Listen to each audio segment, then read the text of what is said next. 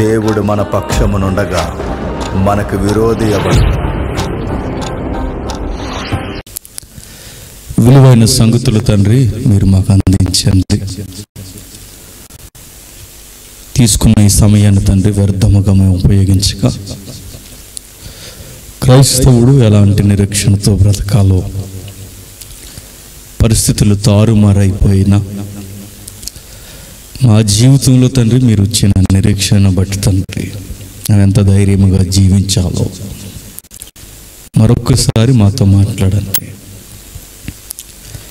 కాలయాపనకి సభ కాదని, నేరుగా మీరు మాతోనే మాట్లాడుతున్నారని జాగ్రత్త కలిగి వినే హృదయాన్ని తండ్రి ఉన్నవారందరికీ దయచేయండి. చెబుతున్న నాకును వింటున్న మీ పిల్లలకును తండ్రి ఈ మాటలు అత్యవసరం కనుక తండ్రి మా హృదయంలో తండ్రి భద్రం చేసుకొని మా కష్టాలలో, కన్నీళ్ళలో, ఇబ్బందుల్లో తండ్రి, మా పరిస్థితుల్లో తండ్రి మీరిచ్చిన ఈ బాధ్యతను మా గుండెల్లో మేము దాచుకున్నప్పుడు ఈ భూమి మీద తండ్రి ఎలా జీవించాలో మాకు అర్థవంతమైన జీవితాన్ని తండ్రి మీరు మాకు నేర్పించారని విశ్వసించగలం. మొదటి వర్తమానం చెప్పిన వారిని, వేదిక మీద ఉన్న సేవకుల్ని అందరినీ మీ చేతులకు అప్పగిస్తూ అన్ని విధాలుగా మహిమను మీకే ఆరోపిస్తూ మమ్మల్ని మేము మరుగు చేసుకుంటూ క్రీస్తునామని ప్రార్థన సమర్పిస్తున్నాము తండ్రి. ఆమేన్. మొదటిగా వేదిక మీద ఉన్న పెద్దలకి, విశ్వాసులకి క్రీస్తునామ శుభములు. కొన్ని నిలువైన సంగతులు మనం నేర్చుకుందాం, చాలా ప్రాముఖ్యమైనవి. ఈ సంగతులు మనం నేర్చుకున్న తర్వాత మన జీవితంలో ఒక ప్రత్యేకమైన జీవన శైలి మనకు అలవాటు అవుతుంది. చూద్దాం. బైబిల్ చదువుతున్నప్పుడు ఆదికాండం నుంచి ప్రకటన గ్రంథం వరకు దేవుని యొక్క మనస్సు మనకు కనబడుతుంది. అయితే క్రైస్తవులందరికీ బైబిల్ చదివే అలవాటు ఉంటుంది కనుక బైబిల్ చదువుతున్న మనం ప్రకటన గ్రంథం జోలికి పెద్దగా పోం మనం, ఎందుకంటే అది మనకేం అర్థం కాదు కనుక. అయితే గ్రంథమంతా మనకు అర్థం అవ్వాలని నేను అనుకోవట్లేదు, కానీ కొన్ని ప్రాముఖ్యమైన సంగతులు మనకు అర్థమైతే మిగిలిన మనకు అర్థం కాకపోయినా పెద్ద ఇబ్బంది పడడం, ఎందుకంటే అసలు విషయం మనకు అర్థమైపోతే. చూద్దాం ఒకసారి.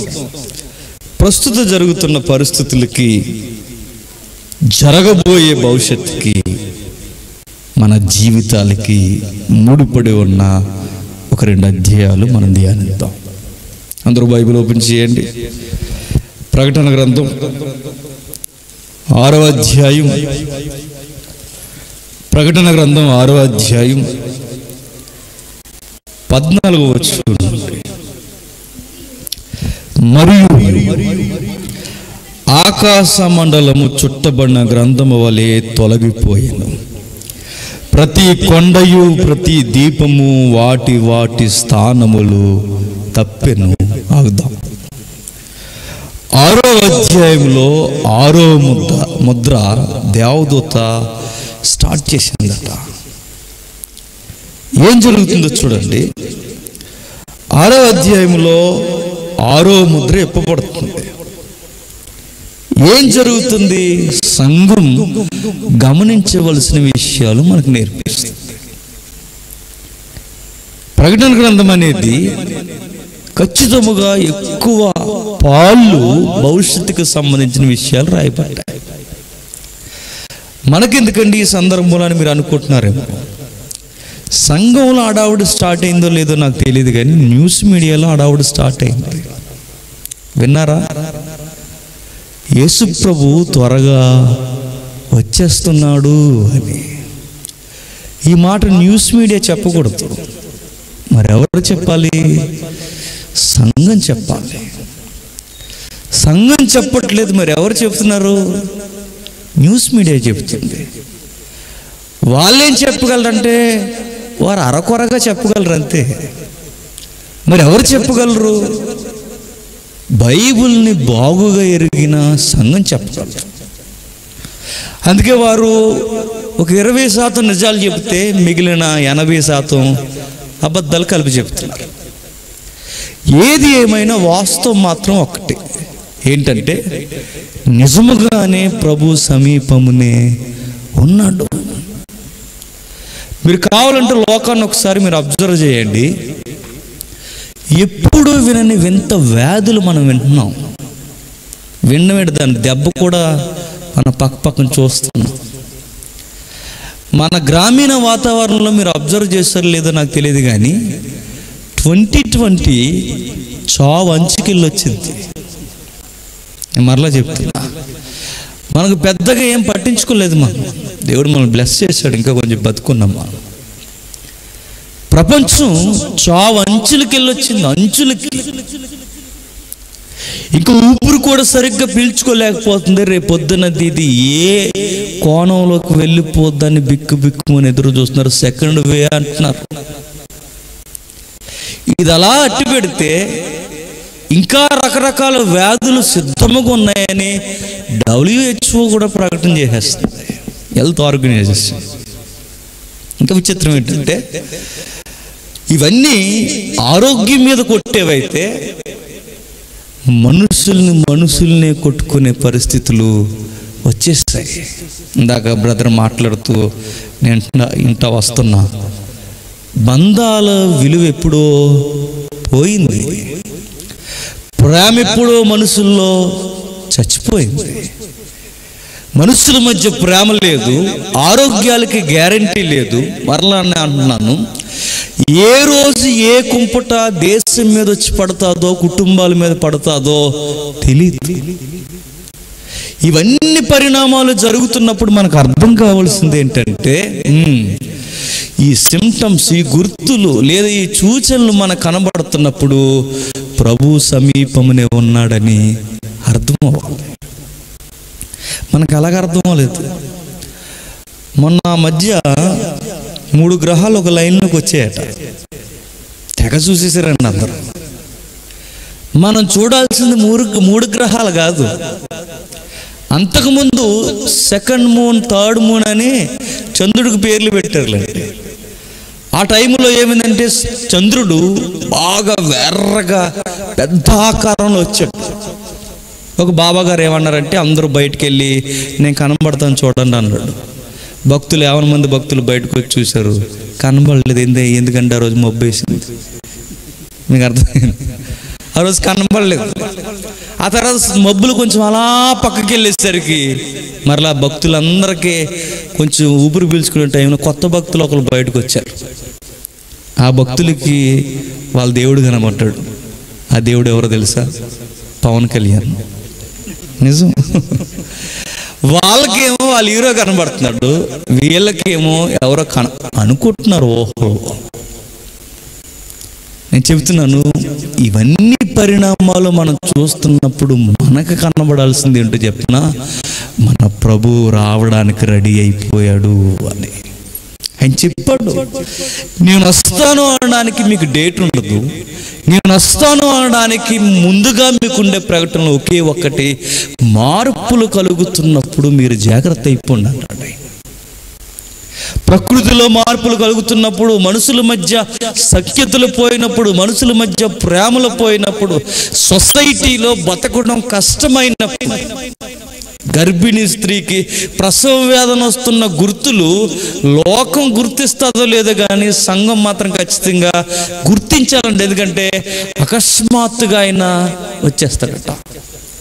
లోకానికి దొంగవలే ఆ దినం వస్తుందేమో కానీ సంఘానికి ఆ దినం దొంగవలే రాదు. సంఘం గుర్తుపెట్టుకుంటుంది, సంఘం అబ్జర్వ్ చేయాలి. సంఘం అంటే మనమే, మనం వెంటనే ఎలక్ట్ అయిపోవాలట. అలాంటి సంగతులన్నీ ముందే 2000 సంవత్సరాల క్రితమే అపోస్తులందరూ చనిపోయినా యోహాను తీసుకెళ్ళి పద్మాసు దీపంలో పడేసారు, ఆయన కూడా చంపేద్దామని. అపోస్తులు మ్యాక్సిమం అందరూ చచ్చిపోయారు, ఒక ఆయన మాత్రం చనిపోలేదు. ఆయన ఎవరు? యోహాను గారు. తీసుకెళ్ళి ఆయన ఎక్కడ పడేశారట? పద్మాసు దీపం. దీపం అంటే దీపం అంటే దీపం అనకూడదు. దీపం అంటే చుట్టూ నీరుండి మధ్యలో భూభాగం ఉన్నదాన్ని దీపం అంటారు. దీపకల్పం అంటే 3 వైపులు నీరుండి ఒకవైపు భూభాగం ఉండేదాన్ని దీపకల్పం అంటారు. మన దేశం దీపకల్పం. ఇలాంటి దీపంలో పడేస్తారు. అది పెద్ద మహాసముద్రం, మధ్యధరా సముద్రాన్ని ఆనుకొని ఉన్న ఆ దీపంలో పడేసరి తీసుకెళ్ళాయి. కానీ ఒక భక్తుడు యోహాను గురించి ఏమన్నాడంటే, అసలు యోహాను పద్మాస దీపంలో ఉన్నాడని ఎవడన్నాడు అన్నాడు. మరి ఎక్కడున్నాడు అని అడిగితే, ఆయన ఎప్పుడు 24 hours పరలోకంలో తిరిగివాడట. ఆ తిరిగి చూసినవన్నీ రాశాడు. ఆ రాయబడినవే చెప్పండి, ప్రకటన గ్రంథం. అది ప్రకటన గ్రంథం. భవిష్యత్తులో ఏం జరగబోతుందో ముందే రాయించిన అనేక విషయాలు ప్రకటన గ్రంథంలో ఉన్నాయి. అందులో ఒకటి మనం చదవబోతున్నాం. పరిస్థితి ఎంత చేదాటిపోయే పరిస్థితులు వస్తాయో ఒకసారి చూడండి. 14 వచనం. మరియు ఆకాశ మండలము చుట్టబడి గ్రంథము వలె తొలగిపోయెను. ప్రతి కొండయు ప్రతి దీపము వాటి వాటి స్థానములు తప్పెను. భూరాజులను, గనులను, సహస్రాధిపతులను, ధనికులు, బలిష్ఠులు, ప్రతి దాసుడు, ప్రతి స్వతంత్రుడు కొండ గుహల్లోనూ బండ సందుల్లోనూ దాక్కుని సింహాసనాసీనుడై ఉన్న వాని యొక్క గొర్రెపిల్ల యొక్కయు ఉగ్రత మహాదినము వచ్చెను. దానికి తాలినవాడు ఎవడు? మీరు మా మీద పడి ఆయన సన్నిధికి గొర్రెపిల్ల ఉగ్రతకును మమ్మను మరుగు చేయడని పర్వతములతోనూ బండలతోనూ చెప్పుచున్నారు. ఎవరి మాటలు చెబుతున్నది? రాజులట, గనులట, సహస్రాధిపతులట, ధనికులట, బలిష్ఠులట, ప్రతి దాసుడట, ప్రతి స్వతంత్రుడట. ఆ రోజు ప్రతి మనుష్యుడు పరిగెట్టడం స్టార్ట్ చేశారట. గొర్రెపిల్ల బేకర సంగ్రామం ఆ రోజు ఎట్లా ఉండబోతుందంటే, ఈ రాజులు, అధిపతులు, బలిష్ఠులైన వారందరూ ఆ రోజు కేకలేసి దాక్కోవడానికి వెళుతున్నారు. ఇదేదో నిజంగా జరుగుద్దా అంటే నిజంగా జరుగుద్ది. మన భారతదేశం మైథాలజీలో లాస్ట్ రోజు తీర్పు దినాన్ని ఏయో పుస్తకాలు ఇప్పేయో లెక్కలు చదువుతారు, తూనకాలు వేస్తారు. అదంతా లేదు ఇక్కడ. ఇక్కడ కనబట్టలేదు. ఇక్కడ జరగబోయేది మానవ ప్రపంచానికి ఏంటంటే ఒకే ఒక్కటే. మనకు కనిపించబోయేది మానవ ప్రపంచానికి ఒకే ఒక్కటే. ఆ రోజు ప్రతి మనుష్యుడు దాక్కునే ప్రయత్నం చేస్తాడట. వెళ్ళిపోయి దాక్కుంటున్న వారు చిన్న చిన్నవారు అనుకోకండి, రాజులు. ఎవరు? భూరాజులు. నీకు బాగా అర్థం కావాలంటే, ప్రజెంట్ మనకున్న నియంత్రణలో, బలిష్ఠుల్లో, రాజరికపు శైలిలో ఒక నియంత్రణుడు. వాడి పేరు కింగ్ జాంగ్ హుంగ్. తెలుసా? వాడి పేరు వెరైటీ ఉంటుంది. వాడు ఎంత భయంకరమైన నియంత్రణ అంటే, ఇప్పటికే కరోనా కేసు లేని దేశం ఏదన్నా ఉంది అంటే అది సౌత్ సూడాన్. తెలుసా? ఆ దేశంలో లేదు కేసు. ఎందుకు? వస్తే కాల్చి పడేస్తాడు. ఆడదో రకం. ఎవడు? ఆ కింగ్ జాంగ్ హుంగ్. ఆడు ట్రంప్కే టాప్లు వేసిపోద్ది అన్నాడు. నిజం. వైట్ హౌస్కి రంగు మార్చేస్తా అన్నాడు. ఇప్పుడు వచ్చిన జాబ్ అదే యోబు ఎవరైతే ఉన్నాడో, కొత్త బైడెన్ ఎవరైతే ఉన్నాడో ఆయనకు కూడా ఆల్రెడీ హెచ్చరికలు ఇచ్చేసాడు ఆయన. వాడు ఎంత ఎలా అంటాడంటే, సరదాగా సముద్రంలో ఆటం పంపేస్తాడు. సరదాకే. నిజం. వాడు ఎంత విడ్డూరమైన మనిషి అంటే, ఇంకా నేను చెప్తున్నాను, వాడికి భయం అనేది అస్సలు ఉండదండి. అవసరమైతే అంతరిక్షంలో వాడికి అడ్డొచ్చిన శాటిలైట్ని పేల్చి పడేస్తాడు. అవసరమైతే సరదాగా అమెరికా మీద బాంబు వేస్తాడు. అంత దారుణమైన వ్యక్తి. వాడు ఎంత సరదా తెక్కలోడు అంటే చూడండి. వాడి కటింగ్స్ చాలా వెరైటీగా ఉంటుంది. మొత్తం ఇటు బ్లేడ్ గీసేస్తాడు, మొత్తం ఇలా బ్లేడ్ గీసేస్తారు. మధ్యలో తల ఉంటుంది అన్నమాట. కోడికి కూర్చుంటుంది చూసారా, అలా ఉంటుంది. ఇలా ఆడు వేసుకుని అలా పబ్లిక్లోకి వచ్చిన తర్వాత దేశానికి రాజులు అంటాడు కదండి. వాడు యంగ్స్టర్స్ నవ్వారట ఆడు హెయిర్ స్టైల్ చూసి. ఎప్పుడైతే నవ్వాడు, వాడు ఏం చేశాడు తెలుసా? సీరియస్గా కొత్త జీవో ఒకటి చేశాడు, రేపు నుంచి అందరు కటింగ్లు నాకలాగా ఉండాలి, ఎవడైతే నవ్వుడాన్ని కాల్చిపడమన్నాడు. నిజం, చంపేశారండి. కొత్త జీవో ఏంటంటే రేపు నుంచి యంగ్స్టర్స్ అందరు కటింగ్ నాకులాగే వేయించుకోవాలన్నాడు. అంత తిక్కలోడాడు. ఇలాంటి తిక్కల బ్యాచ్ అట, బాగా వినండి, ఇలాంటి బలిష్ఠులట ఆ రోజు గొర్రె పిల్ల దెబ్బకి పారిపోతారట, పరారైపోతారట, పరుగులు తీస్తారట. ధనికులు, అధిపతులు, బలిష్ఠులు, దాసుడు, ఫ్రీడమ్ ఫ్రీడమ్ అని అరుస్తున్న ప్రతి స్వతంత్రుడు, మళ్ళాంటి దేశాల్లో ఉన్నవారు కూడా అనేక మంది గొప్ప గొప్పవారు కొండ గుహల్లోనికి, సందుల్లోనికి పారిపోతారట, పరిగెట్టేస్తారట. ఎందుకంటే కారణం ఒకే ఒక్కటే, దాన్ని తట్టుకోని ఎవడ వలను కాదట. అండర్ గ్రౌండ్స్ లో దాక్కుంటారట, బండ సందుల్లోకి దాక్కుంటారట, ఎక్కడెక్కడ దాక్కునే ప్రయత్నం ఉందో అక్కడెక్కడ దాక్కుంటారట. కానీ వారు దొరకక మాత్రం ఆగరట. దాక్కుంటున్న వాళ్ళే, భయపడుతున్న వాళ్ళే ఒక స్వరాన్ని స్పష్టంగా గ్రహిస్తారట. దానికి తాళజాలిన వాడు ఎవడు? ఏ ప్రెసిడెంట్లు నిలబడలేరు, ఏ అధ్యక్షులు నిలబడలేరు, ఏ బలిష్ఠులు నిలబడలేరు, ఏ నియంత నిలబడలేడు. ఎందుకంటే ఆ తీవ్రమైన గొర్రె పిల్ల రాక అడు ఎవడు భరించలేడు. ఇప్పుడు మనకు ప్రశ్న రావాలి, మరి మన సంగతి ఏంటి? మనమంటే విశ్వాసులు. రాజులే పరారైపోతే, బలిష్ఠులే పారిపోతే, ఎవరైతే బలవంతులు, స్వతంత్రులు, ధనికులు ఉన్నారో వారికే గత్యంతరం లేకపోతే, సామాన్యులు, రోజు కూలీ చేసుకుంటున్న వారు, మధ్యతరగతి కుటుంబాలు, చిన్న చిన్న ఉద్యోగాలు, పనులు చేసుకుని బతుకుతున్నవారు, మన సంగతి ఏంటి? కష్టం వచ్చినా, కన్నీరు వచ్చినా ఏ ప్రభువు వైపు అయితే మనం చూస్తున్నామో ఆ ప్రభువే మన భయపడొద్దని 7వ అధ్యాయం మన కొరకు రాయించాడు. 6వ అధ్యాయం బుర్ర తిరిగిన ప్రతి ఒక్కడి కొమ్ములు పీకేస్తానని 6వ అధ్యాయం చెబితే, 7వ అధ్యాయం విశ్వాసులైన మన కొరకు చెప్తుంది. ఏమని చెబుతుంది చూద్దాం.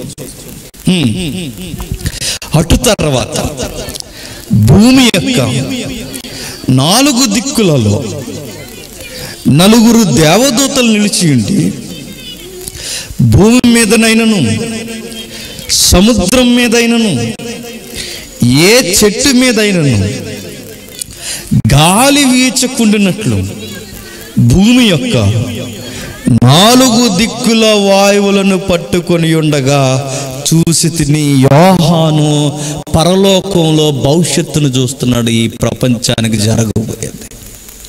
వింతైన మాట ఏంటో చెప్పనా? కరోనా వచ్చాం. కరోనా అనేది మనకు చాలా వింత. అంతకుముందు, ఇప్పుడు అలవాటు అయిపోయింది, కానీ అంతకుముందు కరోనా అంటే అదేంట్రా అని అడిగేవారు. అంతకుముందు ఆ వ్యాధి ఏంటంటే ఏమో, ఎలా వస్తుందంటే తుమ్ముతో వచ్చేస్తుందట, దగ్గుతో వచ్చేస్తుందట, సెకండ్ ఇస్తూ వచ్చేస్తుందట, దగ్గరకు వచ్చి మాట్లాడుతూ వచ్చేస్తుందట. ఎప్పుడైనా విన్నామండి అలాంటివి? ఇప్పుడు అలవాటు అయిపోయింది కాబట్టి కొంచెం కరోనా అనగానే అంటున్నాం. అంతకుముందు వింత. మరొక వింతైన మాట ఏంటో చెప్పిన, ప్రపంచానికి ఒక వింతైన సమస్య రాబోతున్నట్ట. ఆ సమస్య ఏంటంటే గాలి అందదట, ఆక్సిజన్ లెవెల్స్ పడిపోతాయట. ప్రపంచానికి ఎలాంటి గొడ్డు పరిస్థితి రాబోతుందంటే భవిష్యత్తులో జరగబోతుంది ఇది ఖచ్చితంగా. ఆ రోజుకి మనం బతుకుండొచ్చు, ఉండకపోవచ్చు. ఒకవేళ మనం బతుకుంటే ఆ రోజును మనం ఖచ్చితంగా చూస్తాం. ప్రపంచానికి గాలి అందని రోజులు రాబోతుందంట. ఎలా అంటే దేవుడు ఈ 4 దిక్కులకి 4 దేవదూతలను దించి ఆ దేవదూతలతో ఆక్సిజన్ లెవెల్స్ని బంధించేస్తాయట. మనకు అర్థం కానిది ఏంటంటే, ప్రకటన గ్రంథంలో చాలా మనం చదువుతున్నప్పుడు ప్రతి దానికి ఒక లెక్క ఉంటుందట. కరోనా వచ్చింది అనుకోండి, ఆటోమేటిక్గా దానికి ఆగిపోతుంది. అంతకుముందు ఏ వ్యాధులు వచ్చినా దానికి ఆగుద్ది. మీరు కావాలంటే అబ్జర్వ్ చేయండి. పేగు వ్యాధులు వచ్చాయి, ఆగిపోయినాయి దానికి. భయంకరమైన వ్యాధులు వచ్చాయి. ఎందుకు ఎప్పటి వరకు ఆగకుండా ఉంటాయంటే వాటి లెక్క పూర్తి అయ్యేంతవరకు అది పనిచేస్తూనే ఉంటుందట. దాన్ని ఎంతమందిని మట్టు పెట్టాలో ఆ లెక్క జమ అయ్యేంత వరకు, అప్పటి వరకు ఆ వ్యాధి పనిచేస్తూనే ఉంటుందట. నేను కరోనా చూడండి, ఒక విధముగా దేవుడు అనుమతిస్తే వచ్చింది. దేవుడు అనుమతి ఇచ్చాడు కాబట్టే లోకానికి మనకు ఒక అటెన్షన్ నేర్పించడానికి వచ్చింది కరోనా. కాదు చెప్పండి, కరోనా వచ్చి నన్ను అడిగితే రాలిపోయిన వారి సంగతి పక్కన పెడితే మిగిలిన వారికి మాత్రం పద్ధతి వచ్చిందా లేదా? టైంకి చూడండి, కరెక్ట్గా 6 గంటలకు అందరూ ఇంటికి వెళ్ళిపోయేవారు. టైంకి 6ంటికి అందరూ భోజనం చేసి పడుకుని రోడ్లను తిరిగేవాళ్ళు లేరు, సోది కబుర్లు చెప్పేవాళ్ళు లేరు, సెంటర్లో నిలబడే బ్యాచ్ లేరు, సిగరెట్ల బ్యాచ్ లేరు, మందు బ్యాచ్ లేరు, సినిమా థియేటర్ లేవు, ఏమీ లేవు. మరి ఎక్కడ పోయారు? 6ంటికి చక్కగా ఆనందం చేసి నిద్రపోయారు. బ్రాందీ సబ్బులు లేవు, ర్యాగింగ్ లేవు, రేపులు లేవు, ఏమీ లేవు. కరోనా చేంజ్ చేసిందంటే అటెన్షన్ నేర్పించింది, పద్ధతి నేర్పించింది, బతుకు మీద విలువను నేర్పించింది. ఇంకా ఎంత సంస్కారం వచ్చిందో చెప్పనా? అందరూ వందనాలు చెబుతున్నారు, దగ్గర రావద్దంటున్నారు. చూసారా? మాస్కులు కట్టుకుని పద్ధతిగా మాట్లాడుతున్నారు. చూసారా? మాట వినకపోతే పద్ధతి ఎలా నేర్పాలో దేవునికి బాగా తెలుసు.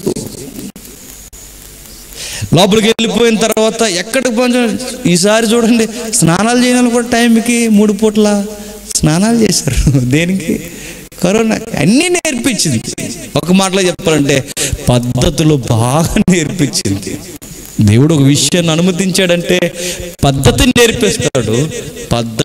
పద్ధతికి కట్టుబడిన వాడు మట్టు పెట్టడానికి కూడా సిద్ధమవుతాడు. ఖచ్చితంగా ఆ రోజు ఎంతోమంది రాలిపోయారు, ఎంతోమంది ఆవిరైపోయారు. సజీవుల లెక్కల్లో మనం ఇంకా ఉన్నాం. భయంకరమైన పరిస్థితులు ఏం రాబోతున్నాయంటే ఆక్సిజన్ అందదట. ఆక్సిజన్ సర్కిల్ ఒకటి ఉంది కదండి, చెట్లు, సముద్రము ఇవన్నీ మిళితమై ఉన్న ఈ సర్కిల్ని ఆ రోజు దేవదూతలు ఏం చేస్తాయట? బంధించేస్తాడు. ఎటు పోకుండా గాలిని ఎక్కడికే వేర్చకుండా 4 వైపులా బంధి. ప్రస్తుతానికి మనకు వింతగా ఉండొచ్చు, ఆ రోజు రాబోతుంది. ఒకవేళ మీకు నమ్మశక్యం కాకపోతే ఇప్పటికే హాస్పిటల్కి పోతే మనకు హాస్పిటల్లో అమ్ముతున్నారు. ఏంటి చెప్పండి? ఆక్సిజన్. ఇది వింత కాదా? ఇది ఊరకే ఉచితముగా పీల్చుకునే గాలి హాస్పిటల్కి పోతే అమ్మడం ఏంటి? రేపొద్దున ఇంకా ఎలా ఉంటాయి పరిస్థితులు? ఇంకా ఘోరాతి ఘోరంగా పరిస్థితులు మారిపోతున్నాయి. ఆ పరిస్థితులు మారబోతున్నప్పుడు ఎలా ఉంటుందంటే ఈ గొడ్డి పరిస్థితి రాబోతుంది. అయితే ఇది మనం భయపడవలసిన అవసరం లేదట, విశ్వాసులుగా భయపడవలసిన అవసరం లేదట. మరి ఎవరికి ఊపిరి అందదు, ఎవరికి గాలి అందదంటే ఎవరైతే గొర్రె పిల్లకి సంబంధం లేని వారో వారికి ఆక్సిజన్ అనేది అందదట. ఇంకా వింత ఏంటో చెప్పనా? ఆ రోజు ఎలా ఉంటుందంటే ఒక విశ్వాసి అవిశ్వాసి ఉన్నప్పుడు, ఒకవేళ ఇద్దరు ఒకే సీన్లో ఉన్నప్పుడు అవిశ్వాసి గాలి అందకపోతే మరొకటి గాలి అందుతుంటుందట. అదేం వింత అంటే అదే వింత. నాకు ఊపిరి అందుతుందిరా అంటే మరొకడు అంటాడు నాకు ఊపిరి అందట్లేదురా అని. మీకు అర్థమవుతుందా? నాకు ఊపిరి బాగానే ఉందిరా అంటే వీడికి లేదు. మీరు కావాలంటే చూడండి, కరోనా మ్యాక్సిమం అందరినీ పలకరించి వెళ్ళిపోయింది. కానీ కొంతమంది బతికారు, కొంతమంది బతకలేదు. ఎందుకు? వాళ్ళు పని చేసింది, వాళ్ళు పని చేయలేదు. ఆ రోజు కూడా పరిస్థితులు ఎలా ఉంటాయంటే మీరు ఆలోచించండి. కొంతమందికి ఊపిరి అందక రాలిపోతారట, కొంతమందికి ఊపిరి బాగానే అందుద్దట. ఎవరికి అందదు, ఎవరికి అందుద్ది అంటే గొర్రె పిల్లకు సంబంధించిన వారికి ఊపిరి అందుద్ది, గొర్రె పిల్ల సంబంధంలో లేని వారు రాలిపోతారు. ఇంకా పరిస్థితులు ఎలా ఉండబోతున్నాయి కింద చెప్తున్నాడు చూడండి. మరియు సజీవుడకు దేవుని ముద్ర గల ఏరొక దూత సూర్యోదయ దిశ నుండి పైకి వచ్చుడు చూసి తిని భూమికి సముద్రానికి హాని కలుగుచేటకు అధికారం పొంది ఆ 4 దూతలతో ఈ దూత చెబుతుంది, మేము మా దేవుని దాసులు వాళ్ళ నస్సల యందు ముద్రించు వరకు భూమికైనను సముద్రమునకైనను చెట్లకైనను హాని చెయ్యొద్దని బిగ్గరగా చెప్పును. ముద్ర పడేంత వరకు, ఆ ముద్రింపబడిన వారికి ఏమీ కానంత వరకు, వాళ్ళు సేఫ్ జోన్కి వచ్చేంత వరకు మీరు ఆ సిస్టమ్ ఇంకా అప్లై చేయొద్దు అంటున్నారట. మీకు అర్థమవుతుందో లేదో? అంటే ఏదో ముద్ర, అది మనకు తెలియదు ఆ ముద్ర ఏంటో. అలానే మీరు బాహ్య ముద్రలు అనుకోకండి. దేవునికి అర్థమయ్యేలా ఆయన కొన్ని గుర్తులు విశ్వాసులకి ఇస్తాడట. ఆ గుర్తు ఏదైతే విశ్వాసులు పొందుకుంటారో దైవికమైన ఆధ్యాత్మిక తీవ్రతలో, ఆ పొందుకున్న వారు లెక్క పూర్తి అయ్యేంత వరకు, తాను అనుకున్న మనుషులకు ఆయన అనుకున్న లెక్కల్లోనికి వచ్చేంత వరకు అది అమలు జరగదట. అది రేపే జరగవచ్చు, ఎల్లుండే జరగవచ్చు, ఎప్పుడు జరగవచ్చు మనకు తెలియదు. ఎప్పుడు ఒకప్పుడు అది జరిగిపోవడానికి సిద్ధముగా ఉందట. బైబిల్ పండితులైన వారిని అడగండి, మ్యాక్సిమం మెసేజ్కు సంబంధించిన ప్రవచనాలు అన్నీ జరిగిపోయాయి, అన్నీ అయిపోయాయి. ఇక మర్చుకుంటే ఒక 10-20 ఉన్నాయంటే అవి ఏ రోజు జరిగిపోయో కూడా జరుగుతాయో కూడా మనకి తెలీదు. మ్యాక్సిమం అన్నీ నెరవేరిపోయాయి. ఆయనకి రావడానికి సిద్ధముగా ఉన్నాడు. ఆయన వస్తున్నాడు అనడానికి ప్రకృతి చెప్పేస్తుంది. ఆయన వస్తున్నాడు అనడానికి రోగాలు చెప్తున్నాయి. ఆయన వస్తున్నాడు అనడానికి సొసైటీలో ప్రేమ అనేది కరువైపోయింది. ఇవన్నీ మనకు కనబడిపోతున్నాయి.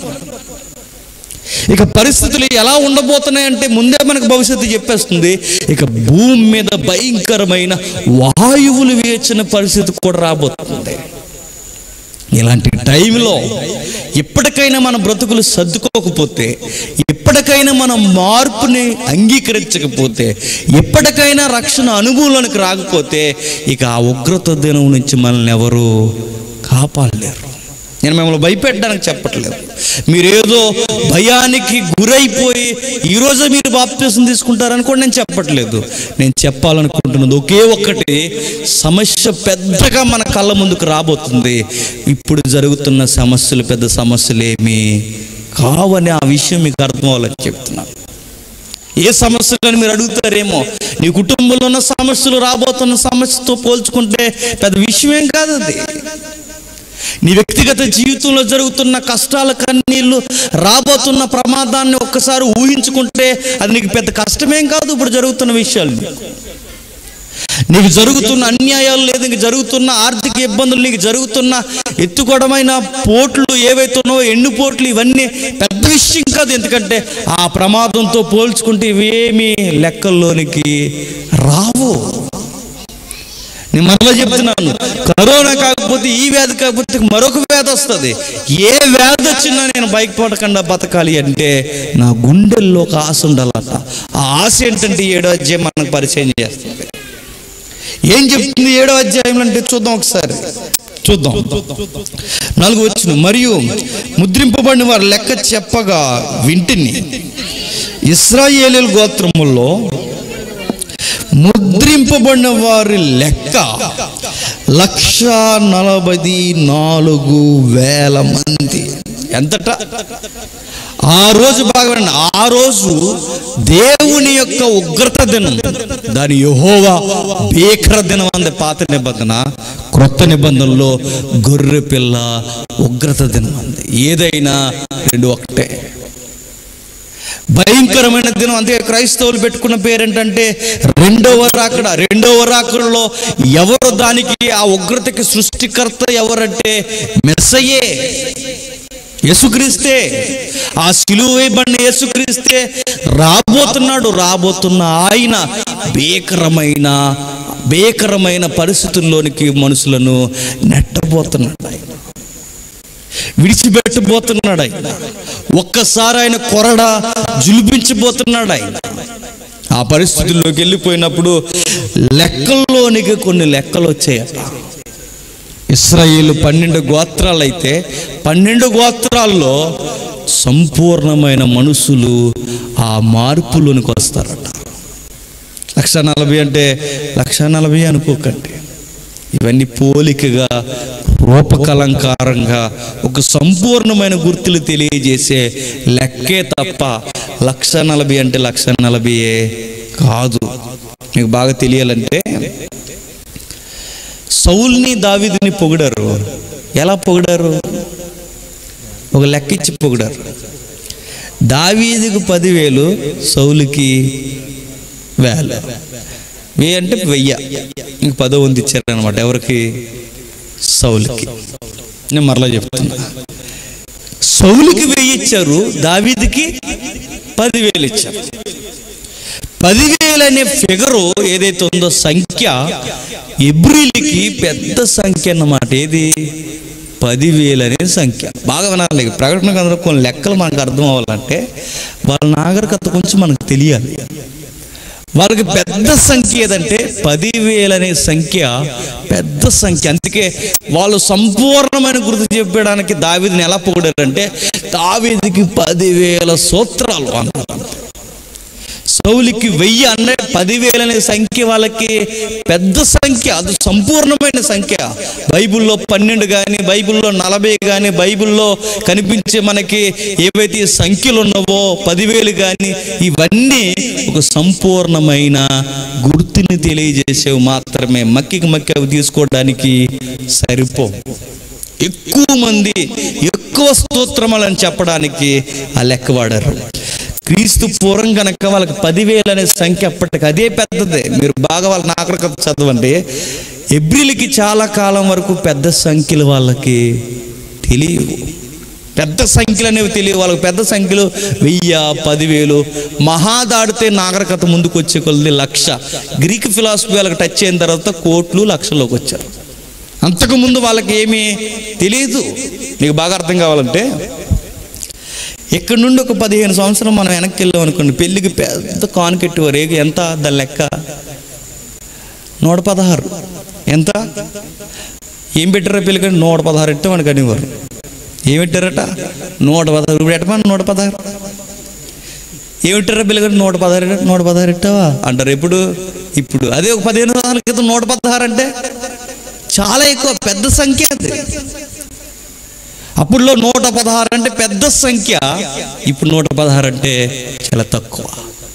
కాలాన్ని బట్టి మనం వెనక్కి చూస్తే, కాలాన్ని బట్టి వెనక్కి వెళితే ఒక సంపూర్ణముగా మేము ఒక బహుమానం ఇచ్చాము అనడానికి 116 అనే సంఖ్య మన తెలుగు వారిలో బాగా వాడిక. అలాగే వాళ్ళకు కూడా 1,40,000 అంటే 40 అనేది ఒక సంపూర్ణం. వాళ్ళు ఉపవాసాలు చేసిన 40 చేస్తారు. వాళ్ళు ఏ దినాలు లెక్కించినా 40 లెక్కిస్తారు. అంటే ఒక సంపూర్ణమైన సంఖ్య 40. మరింత సంపూర్ణాన్ని తెలియజేసేది 1,00,000. ఈ రెండింటినీ కలిపి సంపూర్ణమైన మార్పులోనికి 12 గోత్రాల జనాంగం రాబోతున్నారని అరవై చెప్పారు. అంటే భయంకరమైన ఆక్సిజన్ అందని ఆ దినాలలో ఎక్కువ మంది ఇశ్రాయేలీల్లో గొర్రె పిల్లలను చూసి మారడం స్టార్ట్ చేస్తారట, మారతారట. అనేక మంది ఆ రోజు ఆ దినములో ఆ దినానికి ముందటి దినములోనే ఏం జరుగుద్దంటే ఇదిగో అనేక మంది మారతారు. ఇశ్రాయేలు ఇప్పటికీ మారలేదు చాలా మంది. ఒక రోజుకి ఎక్కువ మంది ఆ రోజు మారిపోతారట. కానీ కొందరు ఎలా అర్థం చేసుకున్నారంటే దీన్ని 1,40,000 మంది ఇశ్రాయేలు ఖచ్చితంగా రక్షింపబడతారని ప్రకటన గ్రంథంలో రాశారు గనక మరలా నేను చెప్తున్నా, 1,40,000 మంది ఆ గొర్రెపిల్ల ఉగ్రత దినం వచ్చినప్పుడు రాజులు, అధిపతులు, బలిష్ఠులు, సహస్రాధిపతులు వీళ్ళందరూ భయంకరమైన ఉగ్రత దినంలో పడిపోతారు కనుక రక్షింపబడేది ఎవరని పరిశీలిస్తే ఆ పరిశీలన వాళ్ళకి తేలింది ఏంటంటే 1,40,000 మంది ఇశ్రాయేల్ పౌరులందరూ రక్షింపబడతారని ఉంది కనుక ఇప్పుడు మనం ఏం చేద్దామంటే మనం కూడా ఇశ్రాయేలీయుల యొక్క పౌరసత్వాన్ని కొనుక్కుంటే మనం కూడా ఎందులోకి వెళ్ళిపోతామని చాలా మంది పౌరసత్వాన్ని కొనుక్కుంటున్నారు. ఇశ్రాయేల్ పౌరసత్వం తెలుసా మీకు? గుంటూరు, విజయవాడ పరిసర ప్రాంతాలలో ఈ రెఫరెన్స్ని చూసి 12 గోత్రాల్లో ఒక గోత్రపు పౌరసత్వాన్ని కొనుక్కుంటారు లక్షల రూపాయలు ఇచ్చి. మీకు తెలుసో తెలీదో? అక్కడే ఎందుకు కొనుక్కుంటారంటే ఇప్పటికీ మన ఆంధ్ర రాష్ట్రంలో యూదులు ఉన్న ఏరియా లేదా యూదులు ఉన్న ఊరు ఏదైనా ఉందంటే గుంటూరు దగ్గర ఉంది. ఇప్పటికీ యూదులు ఉన్నారు అక్కడ. ఎప్పుడో చెదిరిపోయి ఆ చెదిరిపోయిన వారు ఎప్పటికీ మన భారతదేశంలో ఆయా ప్రాంతాల్లో మరి ముఖ్యంగా మన ఆంధ్ర రాష్ట్రంలో గుంటూరు, విజయవాడలో ఎక్కువ మంది యూదులు ఉన్నారు. ఆ యూదులకి అక్కడున్న ఇశ్రాయేలుకి కమ్యూనికేషన్ ఉంటుంది, కనెక్టింగ్ ఉంటుంది కనుక స్థానికులైన అనేక మంది రెఫరెన్స్ చదివి ఏమనుకున్నారంటే మేము కూడా రెండవ అక్కడ జరగబోతుంది కనుక ఆ గొర్రె పిల్ల ఉగ్రత నుంచి మేము రక్షింపబడాలంటే దయచేసి మాకు పౌరసత్వాన్ని నమ్మండి అని వీళ్ళు అమాయకంగా అడిగేసరికి వాళ్ళు అమ్మేస్తున్నారు. ఏంటి? పౌరసత్వం. అవకాశం లేదు కానీ మనం కూడా కొనేసుకుంటాం కదండి. అవకాశం లేదు కానీ ఇలాంటి వింత వింత పరిణామాలు, అదంతా ఏదో అందులోకి వెళ్ళిపోతూ వచ్చేసింది కాదు. ఇదంతా ఏంటంటే మార్పుకు చెప్పే లెక్కే తప్ప సంపూర్ణమైన మనుషులు వస్తారని చెప్పేదే తప్ప వేరొక విషయాన్ని గురించి కొనుక్కోవడానికో జమా చేసుకోవడానికో చెప్పే విషయం ఏమీ కాదు. బాగా వినండి, అర్థం కానట్టే ఉంటుంది. చివరికి వెళ్ళేసరికి మనకు అన్ని అర్థం అవుతాయి. ఇంకా కిందికి వెళ్దాం. 9వ వచనం. ఎంతెంత మంది వస్తారో ఎలా ఎలా వస్తారో చెప్పుకొచ్చాడు పోలికగా. 9వ వచనం. నేను చూడగా ఇదిగో ప్రతి జనములో నుండి, ప్రతి వంశంలో నుండి, ప్రతి ప్రజల్లో నుండి, ఆయా భాష మాట్లాడు వారిలో నుండి వచ్చి ఎవడునూ లెక్కింపజాలని ఒక గొప్ప సమూహము కానబడేను. ఏం చెప్తున్నాడు? ఒకవేళ 140,000 అనుకుంటే కిందికి వచ్చేసరికి ప్రపంచంలో నుంచి ఇంకా మరల ఎంతమంది రాబోతున్నారట? లెక్కింపజాలనంత మంది రాబోతున్నారు. అంటే ఈ మాటలకు అర్థం ఏంటంటే పరలోకంలో ఆ రోజు గొర్రెపిల్ల ఉగ్రత దినంలో ఆ రోజు మన ఊహలకు అందనంత మంది రక్షణలోనికి వచ్చి ఉంటారట. ఎందరో ఎందరో ఉంటారట ఆ రోజు. లక్షల కోట్ల మంది అప్పటికే యేసుక్రీస్తుని రక్షకుడిగా అంగీకరించి భయంకరమైన ఉగ్రత దినం నుంచి రక్షింపబడ్డానికి విశ్వమంతా చుట్టబడిపోతున్న పరిస్థితుల్లో, భూమి కంపించిపోతున్న పరిస్థితుల్లో, పంచభూతాలు మిక్కటమైన యాండ్రముతో ఒక్కసారి ఊపందుకున్న టైంలో రాజులు పారిపోయి, బలిష్ఠులు పారిపోయి, ఇంతమంది ఒక్కొక్కరు పరుగులు తీస్తున్న టైంలో ఎక్కువ మంది, చాలా మంది అటు అన్యుల నుండి అటు ఇశ్రాయేలీయుల నుండి పరలోకంలోనికి రావడానికి సిద్ధమైపోయిన పెద్ద గుంపు మనకు కనబడుతుందట. వీళ్ళందరూ ఎక్కడికి వెళ్తారంటే ఎంత వింతైన మాటలు రికార్డ్ చేశాడో చూడండి యోహాను గారు. సింహాసనాసీనుడైన మా దేవునికి, గొర్రె పిల్లకును, మా రక్షణకే స్తోత్రమని మహాశబ్దముతో ఎలుగెత్తి చెప్పురి. ఎక్కడ చెప్పురి? ఎక్కడ చెబుతున్నారు? వీళ్ళందరూ ఎక్కడికి వెళ్ళారు? లెక్కింపజాలనంత ఈ జనము, లెక్కింపజాలనంత ఇశ్రాయేలు జనము, వీళ్ళందరూ కలిసి విశ్వాసులందరూ ఎక్కడికి వెళ్ళారంటే చెబుతున్నాడు, వారు తెల్లని వస్త్రములు ధరించుకున్న వారై ఖర్జూరపు మట్టలు చేత పెట్టుకొని సింహాసనం ఎదుటను గొర్రెపిల్ల ఎదుటను నిలబడి. అంటే ఎక్కడికి వీళ్ళందరూ వెళ్ళబోతున్నారంటే మేఘాల మీద పరలోకానికి వెళ్ళబోతున్నారు. నిజంగా నేను చెప్తున్నాను, ఇది మీకు ఎక్కుతుందో లేదో నాకు తెలియదు కానీ, ఇది మీకు అర్థమవుతుందో లేదో నాకు తెలియదు కానీ, జరగబోయే వాస్తవం మాత్రం ఇదే. నిజంగా ఈ విషయాలు మనం జీర్ణించుకుంటే, ఈ వాస్తవాన్ని, సువార్తను మనం నమ్మేస్తే, ఆ కనిపిస్తున్న గుంపులో మనం కూడా చేరిపోతామట. ప్రపంచంలో మీరు ఎంతంటే బతకండి, మీ ఆయుష్ని పొడిగించమని బతకండి, ఎంతైనా జీవించండి, ఈ లోకంలో సుఖం దొరకమన్నా దొరకదు. వ్యాధులు వస్తున్నాయి, బాధలు వస్తున్నాయి, సమస్యలు వస్తున్నాయి, పరిస్థితులు మారిపోతున్నాయి.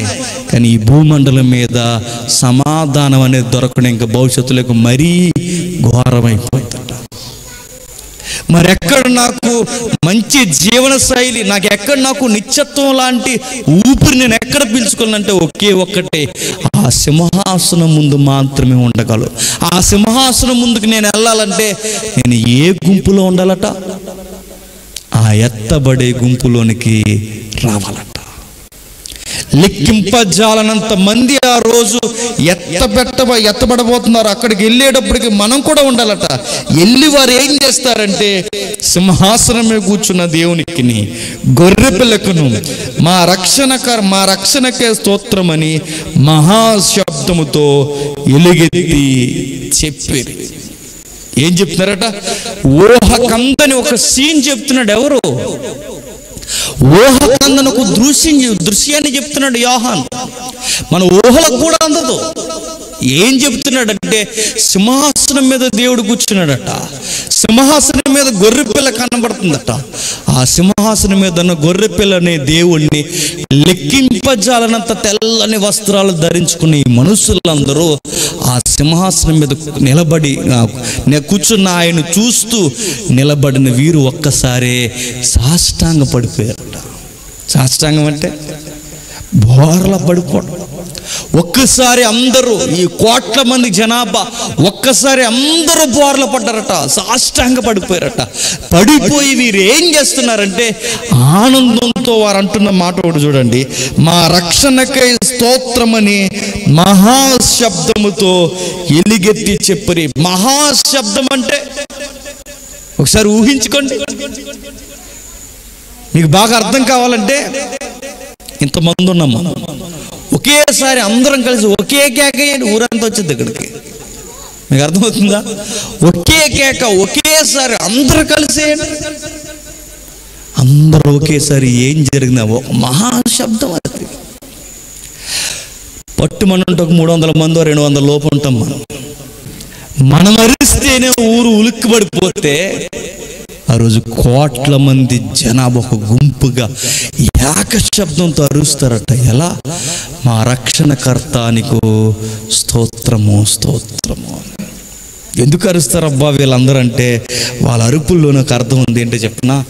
ఈ గంభీరమైన దేవుడు, ఈ ప్రకృతిని వస్త్రము వలె మలిసేస్తున్న ఈ దేవుడు, ఇంత గంభీరమైన ఈ సౌందర్యం కలిగిన దేవుడు, ఆయన ఎదుట మేము ఎక్కడ ఉండడం ఏంటని, మా రక్షణ ఈరోజు ఆయన వల్లనే, ఈ గొర్రెపిల్ల వల్లనే కలిగిద్దని ఎప్పుడైతే వారు అర్థం చేసుకుంటారో, నరకంలో ఉండాల్సిన మేము, శిక్షకు గురై కేకలయ్యాల్సిన మేము, ఈరోజు ఈ పరలోకమని ఈ రూపంలోనికి మేము వచ్చి, ఈ పరలోకమని ఈ వాతావరణంలోనికి మేము వచ్చి, ఈయన ఎదుట మేము నిలబడడానికి ఏమాత్రం అర్హత లేని మమ్మల్ని ఇక్కడికి తీసుకొచ్చి ఆయన నిలబెట్టుకున్నాడంటే ఇంతకు మించిన గొప్ప భాగ్యం మాకేముందని వారు నోరారా అంటారట. మా రక్షణ కేవలం నీ వలనే కలిగింది గనక, ఈరోజు మేము ఒక్కడొచ్చి నిలబడ్డామంటే మమ్మల్ని రక్షించింది నువ్వే గనక గొర్రెపిల్ల నీకు స్తోత్రము స్తోత్రము అంటారట. నిజముగా నేను చెబుతున్నాను, ఆ రోజు మన ఊహలకు కూడా అందదండి, ఊహలకు కూడా అందదు. మీకు అర్థం కావాలంటే ఒక మాట చెబుతాను. సిఎస్ లూయిస్ అని ఒక మేధావి ఉన్నాడు. ఆయన ఎలా అంటే మీకు తెలియదు. నార్నియ మూవీ ఉంది చూసారా? నార్నియ చాలామంది యంగ్స్టర్స్ చూస్తారు. సింహం ఉంటుంది, జంతువులు మాట్లాడుతుంటాయి, సింహం మాట్లాడుతుంటుంది.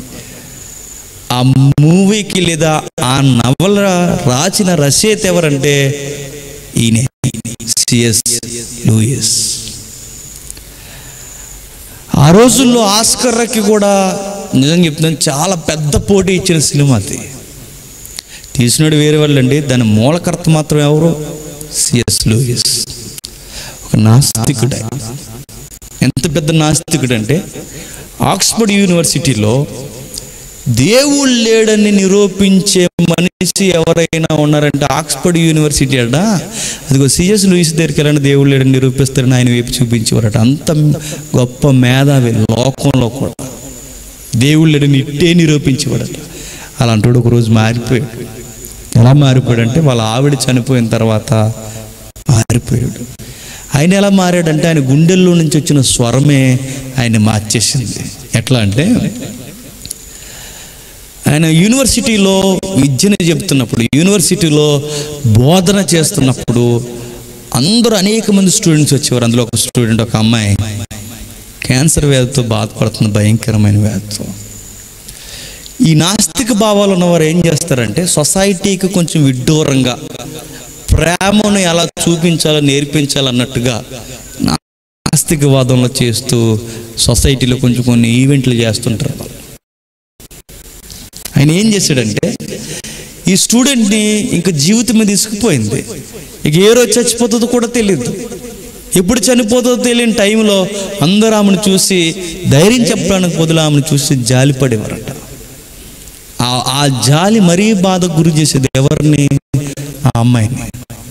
ఎప్పుడైతే ఆ బాధను అబ్జర్వ్ చేసాడు, అతను వెళ్ళి ఏం చేశాడంటే, దేనికి భయపడుతున్నావు? ఈరోజు ఏం చచ్చిపోవాలి, రేపైనా చచ్చిపోవాలి, దేనికి నువ్వు భయపడాల్సిన అవసరం ఏమీ లేదు. అప్పటికైనా దేవుణ్ణి నమ్ముకోలేదు.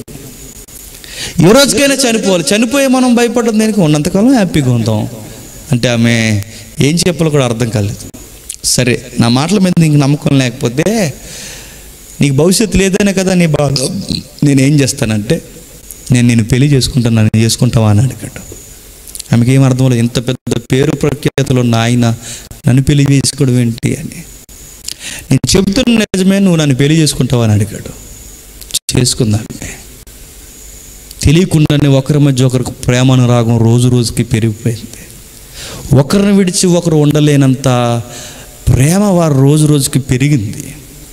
నిజానికి ప్రేమ అనేది ఎలా పుట్టుకొస్తుందంటే, చూసిన వెంటనే వచ్చేది ప్రేమ కాదు, అది చూసిన వెంటనే వచ్చేది ప్రేమ కాదు, పైపోయింది. నీకు అర్థమవుతుందా? పెళ్లి చూపులకు వెళ్తారా? పెళ్లి చూపులు చూసిన వెంటనే ప్రేమ వచ్చేది. ఇడికి ఏమొచ్చేసింది? ప్రేమ ఏం కనబడుతుంది? ఇడికి ఏం కనబడలేదు. అది ప్రేమ కాదు, పిల్ల ఎర్రగా ఉంది అంతే, నచ్చేసింది ఇడికి. చూసిన వెంటనే కాదు. నిజమైన ప్రేమ రోజు రోజుకి వాళ్ళతో సహవాసం చేస్తున్నప్పుడు అప్పుడు పుట్టుకొస్తుంది, చూసారా? అది ప్రేమ.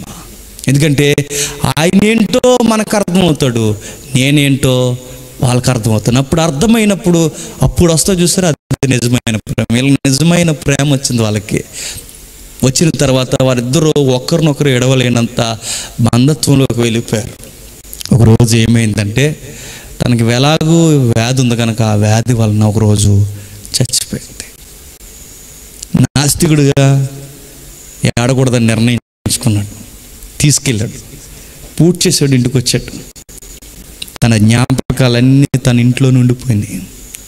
ఎవరైనా మనకు ఇష్టమైన వారు చనిపోయారు అనుకోండి, మన ఇల్లే మనకు చాలా ఎంతగా కనబడుతుందో తెలుసా? మీరు కావాలి, అందుకే అక్కడ ఉంచరు. చుట్టాలు ఏం చేస్తారు? ఒక 10 రోజులు తీసుకెళ్ళిపోతారు. మనకి ఎవరైనా దూరం అయిపోతే, ఆ దూరం అయిపోయిన తర్వాత వాళ్ళతో గడిపిన ఆ ఏరియా మనల్ని చాలా ఇబ్బంది పెట్టేస్తుంది. మనకు కొత్త వింతగా భయంగా మనకు కనబడుతుంటుంది.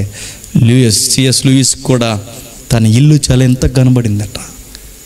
అప్పుడే అన్నాడు, తను విడిచిపోయిన భార్యను చూసి, తన చనిపోయిన భార్యను చూసి అప్పుడు గాల్లోకి ఇలా చూసి అంటున్నాడట, దేవుడా ఇది నీకు న్యాయమా అన్నాడట. మనుషుల్ని ఇలా మరణం అనేది పెట్టి ఒకరినొకరు ఇడదీసేస్తున్నావు, ఇది నీకు న్యాయమా అని ఆకాశం వైపు చూసుకుని తిట్టుకుంటున్నాడట. ఎవరిని? దేవుడిని. వెంటనే ఉలిక్కిపోయాడు. అనుకున్నాడు, దేవుడే లేడన్న నేను ఏ దేవుని తిడుతున్నానని ఒక్కసారి ఆలోచన వచ్చిందట. మీకు అర్థమవుతుందో లేదో ఈ మాటలు? దేవుడే లేడన్న నేను నా భార్య చనిపోయేసరికి వద్దన్న నా మనసులో నుండి ఈ మాట ఎలా వస్తుంది? అప్పుడే అనుకున్నాడట, దేవుడు లేడన్న ప్రశ్నే దేవుడు ఉన్నాడన్న ఆన్సర్ కూడా ఉంది అన్నాడట. ఎట్లా అంటే, ఆకలేస్తుంది అనుకోండి పొట్టకి, దాని అర్థం ఏంటి? పొట్టకి ఆహారం ఉందని అర్థం. మీకు అర్థమవుతుందా? ఆకలేస్తున్నప్పుడు ఆహారం ఉన్నదన్నది ఎంత అర్థమో మరలా నేను చెప్తున్నా. ఆకలేస్తున్నప్పుడు ఆహారం ఉన్నది అన్నది ఎంత అర్థమో, దాహం వేస్తున్నప్పుడు నీళ్ళు ఉన్నాయి అన్నది ఎంత అర్థమో, దేవుడు ఉన్నాడా అని ప్రశ్న వస్తుందంటే దేవుడు ఉన్నాడని కూడా అంతే అర్థం అన్నాడు. మేధావి అన్నారు, అందుకే అయింది. తన మదిలోంచి వచ్చిన ప్రశ్నకి తానికే ఆన్సర్ దొరికేసింది, దేవుడు ఉన్నాడు అని. అలాంటి మేధావి ఒకరోజు ఈ ప్రకటన గ్రంథం చదివితే ఒక మాట అన్నాడు.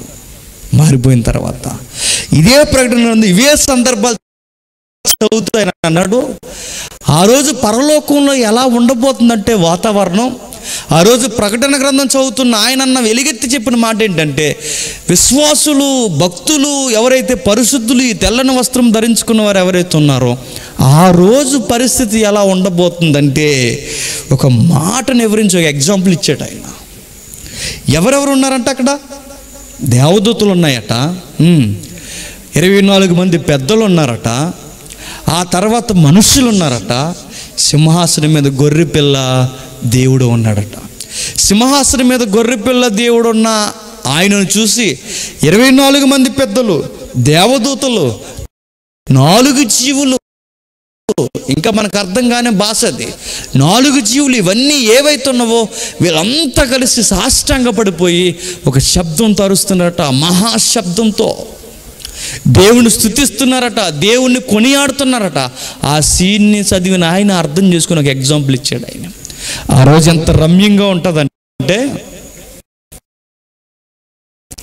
ఇప్పుడు మీరందరూ ఇక్కడ ఉన్నారు, ఇలా కూర్చొని ఉన్నారు. నేను ఒక్కడిని చెబితే మీరందరూ ఆస్వాదిస్తూ వింటున్నారు. ఇంకా దీన్ని కొంచెం అడ్వాన్స్గా తీసుకుంటాం. ఒక మంచి సింగర్ ఎవరైనా వచ్చారనుకోండి, ఆ సింగర్ నిలబడి పాడుతున్నప్పుడు లక్షల మంది జనాంగం ఊగిపోతుంటారు చూసారా ఆ సాంగ్ వింటున్నప్పుడు. మన కాకినాడకి ఏఆర్ రెహమాన్ వచ్చాడు తెలుసా? నేను వెళ్ళండి పాజిటివ్ చూశాను. ఏఆర్ రెహమాన్ ఎలా వచ్చాడంటే, డబ్బులు ఇస్తే ఏఆర్ రెహమాన్ ఏంటి, ఏఆర్ రెహమాన్ వాళ్ళ నాన్నగారు కూడా వచ్చేస్తారు. రారు. ఎక్కడ ఆస్కర్ అవార్డు, ఎక్కడ ఏఆర్ రెహమాన్, కాకినాడ బీచ్కి వచ్చేటువంటి వచ్చేయాడు. వచ్చిన ఆయన వచ్చిన తర్వాత చూడండి, లా అండ్ ఆర్డర్ బ్రేక్ అయిపోయింది, ట్రాఫిక్ జామ్ అయిపోయింది, లక్షల మంది జనాంగం బీచ్ ఒడ్డున కిక్కిరిసిపోయారు. ఆ రోజు ఆ ఒక్కడ పాట పాడుతుంటేనట, ఆ ఒక్కడ పాట పాడుతుంటే లక్షల మంది ఊగుతున్నారు, లక్షల మంది. మరలా నేను చెప్తాను, వెస్ట్రన్ కల్చర్లోకి మనం వెళ్ళిపోతే చచ్చిపోయాడు మైకిల్ జాక్సన్, చచ్చిపోయాడుగా. ఆడెలా ఊగితే పబ్లిక్ అంతా ఎలా ఊగేవారట, ఆడెలా ఊగితే పబ్లిక్ అంతా ఎలా ఊగేవారట, ఆడు ఎలా చేయితే పబ్లిక్ అంతా ఎలా చేయవారట, ఆడు ఎలా బట్టలు చింపేసుకుంటే అందరూ బట్టలు చింపేసుకునేవారట. చూసారు?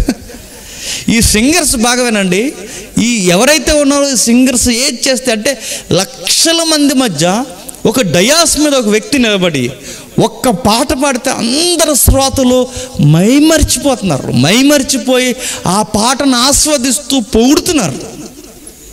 దీనికి రివర్స్ జరుగుతుందట ఎక్కడ? పరలోకంలో. ఎందుకు చెప్పనా? పాడేవాడు ఒక్కడో, వినేవారు లక్షల మంది. దీనికి రివర్స్ ఏంటంటే, పరలోకంలో వినేవాడు ఒక్కడో, పాడేవారు కోట్ల మంది. శ్రోత ఒకే ఒక్క శ్రోత సింహాసనం మీద ఉన్నాడట. సింహాసనం మీద కూర్చున్న శ్రోతను చూసి పాడుతున్న వాళ్ళు పులకించిపోతారట. మీకు అర్థమవుతుందో లేదో? ఈ మాటలు మీకు ఎలా అర్థమవుతున్నాయో కూడా నాకు తెలియదు. సింహాసనం మీద కూర్చున్న దేవుడు ఆయన వింటుంటే పాడుతున్న వారు పులకించిపోతారట. భూలోకంలో ఏం జరుగుతుంది? పాడుతున్నవాడిని చూసి వింటున్న వాళ్ళు పులకించిపోతారు. నీకు అర్థమవుతుందా? పాడుతున్నవాడిని చూసి వీళ్ళు ఆస్వాదించి వేల పులకించిపోయి బట్టలు నింపేసుకుంటున్నారు చూసారా, వీళ్ళని చూసి. కానీ పరలోకంలో జరిగేది వింటున్న ఆయన చూసి, ఎందుకు ఆయన అలా చూసి వీళ్ళు ఎంత పులకించిపోతారంటే, వాళ్ళకి అర్థమైంది ఏంటంటే, ఈ గంభీరమైన దేవుని దగ్గరికి మేము రావడం ఏంటి, నరకంలో ఉండాల్సిన మేమంతా ఈయన ముందు మేము నిలబడ్డం ఏంటి. ఒక్క మాట మాకు బాగా అర్థమైంది, గొర్రెపిల్ల ఈయన కలగజేసుకోకపోతే మాకు రక్షణ లేదుగాక లేదు. ఇలాంటి గొప్ప భాగ్యాన్ని ఈ దేవుడు మాకు ఇచ్చాడు కనుక, ఈ దేవునికి మేము స్తుతులు చెల్లించకపోతే ఏం చెల్లించాలని వాళ్ళ బతుకులకు దేవుడు చేసిన ఆ గొప్ప కార్యాన్ని మమ్మల్ని ఎక్కడెక్కడి నుండి తీసుకొచ్చాడు. రాజులు చచ్చిపోయే పరిస్థితుల నుంచి మమ్మల్ని తీసుకొచ్చాడు. భయంకరమైన బలిష్ఠులు చనిపోయారు కానీ మమ్మల్ని రక్షించాడు. స్వతంత్రులు చనిపోయారు అయినా మమ్మల్ని రక్షించారు. ప్రతి ఒక్కరూ దాక్కునే ప్రయత్నం చేశాడు, మమ్మల్ని మేఘాల మీద ఎత్తుకొని తీసుకొచ్చేసాడు, మమ్మల్ని రక్షించాడు.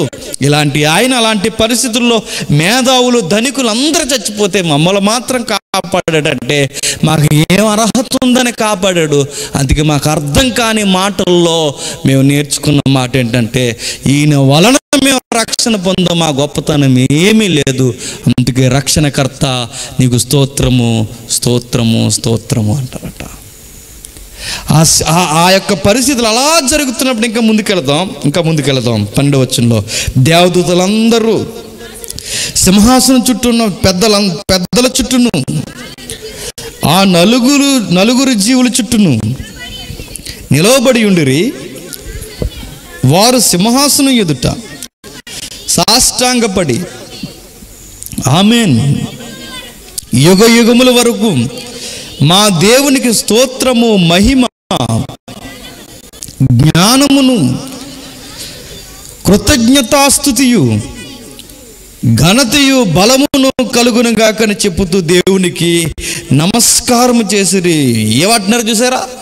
వారు పులకించిపోయి వాళ్ళు అంటున్నారు, మాటలు దేవునికి స్తోత్రము, శక్తియు, ఘనత, బలము అన్నీ ఆయనకి చెబుతున్నారట.